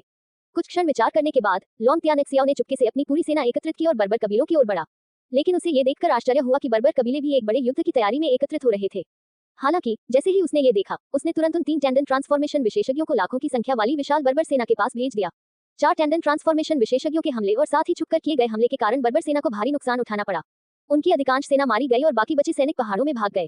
हालांकि उनका पीछा करना संभव नहीं था, लेकिन ये घटना उन्हें इतना डराने के लिए काफी थी कि वे फिर कभी वापस न आए। बर्बर सेना पर वह अब तक की सबसे बड़ी जीत थी। लाखों बर्बरों का नरसंहार करने के बाद सभी लोग जोश से भर गए थे। जैसे ही उन्हें ये जीत मिली, उन्हें राजधानी से खबर मिली कि लॉन परिवार को फांसी दी जाने वाली है। कुछ देर सोचने के बाद लॉन तियानक्सियाओ ने फिर भी एक टेंडेंट ट्रांसफॉर्मेशन विशेषज्ञ को गार्ड के रूप में पीछे छोड़ने का फैसला किया और बाकी 2 को बचाने के लिए राजधानी वापस लौट गई। अगर वह सभी विशेषज्ञों को अपने साथ ले जाने में कामयाब हो जाता है, तो अगर बर्बर जनजातियां एक बार फिर एकजुट हो जाती हैं, तो सीमा की रक्षा एक भी टेंडेंट ट्रांसफॉर्मेशन विशेषज्ञ के बिना संभव नहीं हो पाएगी। इसीलिए लॉन तियानक्सियाओ ने उनमें से केवल 2 को ही लाया था। हालांकि वे दोनों अभी टेंडेंट ट्रांसफॉर्मेशन स्तर तक पहुंचे थे, लेकिन वे लॉन तियानक्सियाओ के साथ कई वर्षों तक लड़ चुके थे और उनका युद्ध अनुभव अत्यंत व्यापक था। उनकी युद्ध क्षमता इतनी अधिक थी कि राजधानी की तथाकथित कुलीन सेना उनके सामने धीमी गति से चलने वाली चींटियों के झुंड के समान थी, जिन्हें आंखें बंद करके भी आसानी से हटाया जा सकता था। वे दोनों टेंडेंट ट्रांसफॉर्मेशन विशेषज्ञ अग्रिम पंक्ति में थे और उन्होंने हमलावर सेना का संहार किया। चू याओ और शी फैंग ने पीछे से रक्षा की। अगर कोई भी मछली उनके जाल से बचकर निकल जाती, तो वे उसे आसानी से मार सकते थे। जहां तक फैटी यू, शो हो और अन्य लोगों की बात है, वे श्रीमती लॉन्ग और अन्य लोगों के साथ पहरेदार के रूप में खड़े थे। हालांकि अभी तक उनके पास कुछ भी करने का कोई मौका नहीं था। लॉन तियानक्सियाओ अब 3 टेंडेंट ट्रांसफॉर्मेशन विशेषज्ञों से घिरा हुआ था। वे थे मार्क्विस यंग, मार्क्विस वू और ग्रैंड शिया का एक टेंडेंट ट्रांसफॉर्मेशन विशेषज्ञ। लॉन तियानक्सियाओ के तीर से नाक में घायल हुए पहले टेंडेंट ट्रांसफॉर्मेशन विशेषज्ञ स्वस्थ होने के लिए अपने शिविर में लौट आए थे। ऐसा इसलिए था क्योंकि नाक न होने के कारण उसकी इंद्रियां बुरी तरह प्रभावित थीं। केवल सूंघने की शक्ति ही नहीं, नाक न होने के कारण उसकी अन्य सभी इंद्रियां भी धीमी पड़ गई थीं। युद्ध के मैदान में इस कमी के चलते लॉन तियानक्सियाओ उसे एक ही बार में मार सकता था। टेंडेंट ट्रांसफॉर्मेशन विशेषज्ञ एक अत्यंत मूल्यवान सैन्य शक्ति थे, जिसे कोई भी आसानी से खोना नहीं चाहता था। लेकिन किसी ने भी लॉन तियानक्सियाओ की ताकत की इतनी जबरदस्त क्षमता का अंदाजा नहीं लगाया था। 3 के मुकाबले 1 होने पर भी वह उन्हें हरा रहा था। ग्रैंड शिया विशेषज्ञ उसकी तलवार से लगभग 2 टुकड़ों में कट गया था। मार्क्विस वू ने सौभाग्य से उसे बचा लिया था। 1 के मुकाबले 3 लोगों से लड़ते हुए भी वह हमेशा की तरह बहादुर बना रहा, अपने विरोधियों को पीछे धकेलते हुए उन्हें अपनी जान का खतरा महसूस करा रहा था। इसी से सबको यह एहसास हुआ कि फीनिक्स क्राई का सबसे ताकतवर आदमी बनने के योग्य सिर्फ लॉन तियानक्सियाओ ही था। जहां तक ग्रैंडमास्टर युन ची और वेई कान तथा वांग लियान के बीच की लड़ाई का सवाल है, वह भी अपने चरम पर पहुंच रही थी। ये लड़ाई और भी तीव्र और खतरनाक होती जा रही थी, लेकिन वे इस युद्ध क्षेत्र से बहुत दूर थे और उनका प्रभाव इतनी दूर तक नहीं पहुंचता था। सबसे खतरनाक जगह अब भी श्रीमती लॉन का पक्ष ही था। शाही राजधानी के सैनिक मानो पागल हो गए थे। वे उस इनाम के लिए मौत से बेखौफ होकर आगे बढ़ रहे थे। उन्हें उम्मीद थी कि अगर वे लॉन परिवार के एक भी सदस्य को मार गिराने में कामयाब हो गए, तो उनका करियर पहले से कहीं अधिक ऊंचाइयों पर पहुंच जाएगा। 2 टेंडेंट ट्रांसफॉर्मेशन विशेषज्ञों ने अपनी पूरी ताकत से लड़ाई लड़ी। जमीन पर लाशों का ढेर लगा था, फिर भी टिड्डियों की तरह फैली सेना को रोकना नामुमकिन था। फैटी यू और बाकी लोगों को भी अपनी जान की बाजी लगाकर लड़ना पड़ा। चारों तरफ से खतरा मंडरा रहा था और वे धीरे धीरे टिके रहने में असमर्थ होते जा रहे थे। मार्क्विस यंग के 3 सैनिकों के समूह की बात करें तो चाहे वे कितनी भी जोरदार लड़ाई लड़ें, वे लॉन तियानक्सियाओ का सामना करने में असमर्थ थे। मार्क्विस यंग अचानक घबरा गए और उनके हाथ में एक भाला प्रकट हो गया। वह भाला श्रीमती लॉन के समूह की ओर टूटते तारे की तरह तेजी से बढ़ा, जिसकी शक्ति को रोकना बिल्कुल असंभव था। लॉन तियानक्सियाओ, पहले मैं तुम्हारी पत्नी को मार डालूंगा और तुम्हें भी प्रतिशोध का स्वाद चखाऊंगा। मार्क्विस यंग का चेहरा घृणा और आक्रोश से विकृत हो गया था। लॉन तियानक्सियाओ ने मार्क्विस यंग से इस तरह के घिनौने हमले की उम्मीद नहीं की थी। वे दोनों टेंडेंट ट्रांसफॉर्मेशन विशेषज्ञ विशाल सेना को रोकने की कोशिश में पूरी तरह से मशगूल थे और बाकी सभी घिरे हुए थे। किसी ने भी उस भाले पर ध्यान नहीं दिया था, और अगर किसी ने इसे देख भी लिया तो भी यह बेकार होगा। टेंडेंट ट्रांसफॉर्मेशन विशेषज्ञ के हमले के सामने ब्लड कंडेंसेशन क्षेत्र में उसे रोकने वाला कोई नहीं था। उस तरफ से सबसे पहले भाले को देखने वाली चू याओ थी। उसके चेहरे के भाव एकदम बदल गए। श्रीमती लॉन को हटाने का समय अब बीत चुका था। वह सीधे उनके सामने दौड़ी और अपने शरीर का इस्तेमाल करके उस भाले को अपने ऊपर ले लिया। नहीं, लॉन तियानक्सियाओ दहाड़ा। उस भाले में एक टेंडेंट ट्रांसफॉर्मेशन विशेषज्ञ की पूरी ताकत समाहित थी। यह ऐसी चीज थी जिसे भौतिक शरीर रोक नहीं सकता था। हम दोनों मारे जाएंगे। टकराना। काली रोशनी की एक किरण चमकी। वह भाला एक भयानक शक्ति द्वारा चूर चूर हो गया। जब धुआं और राख छटी, तो सबके सामने एक काली तलवार प्रकट हुई। वह काली तलवार एक युवक के हाथों में थी। उसके वस्त्र लहरा रहे थे और उसके लंबे बाल फड़फड़ा रहे थे। मुझे लगता है कि इसे समय पर पहुंचना माना जा सकता है।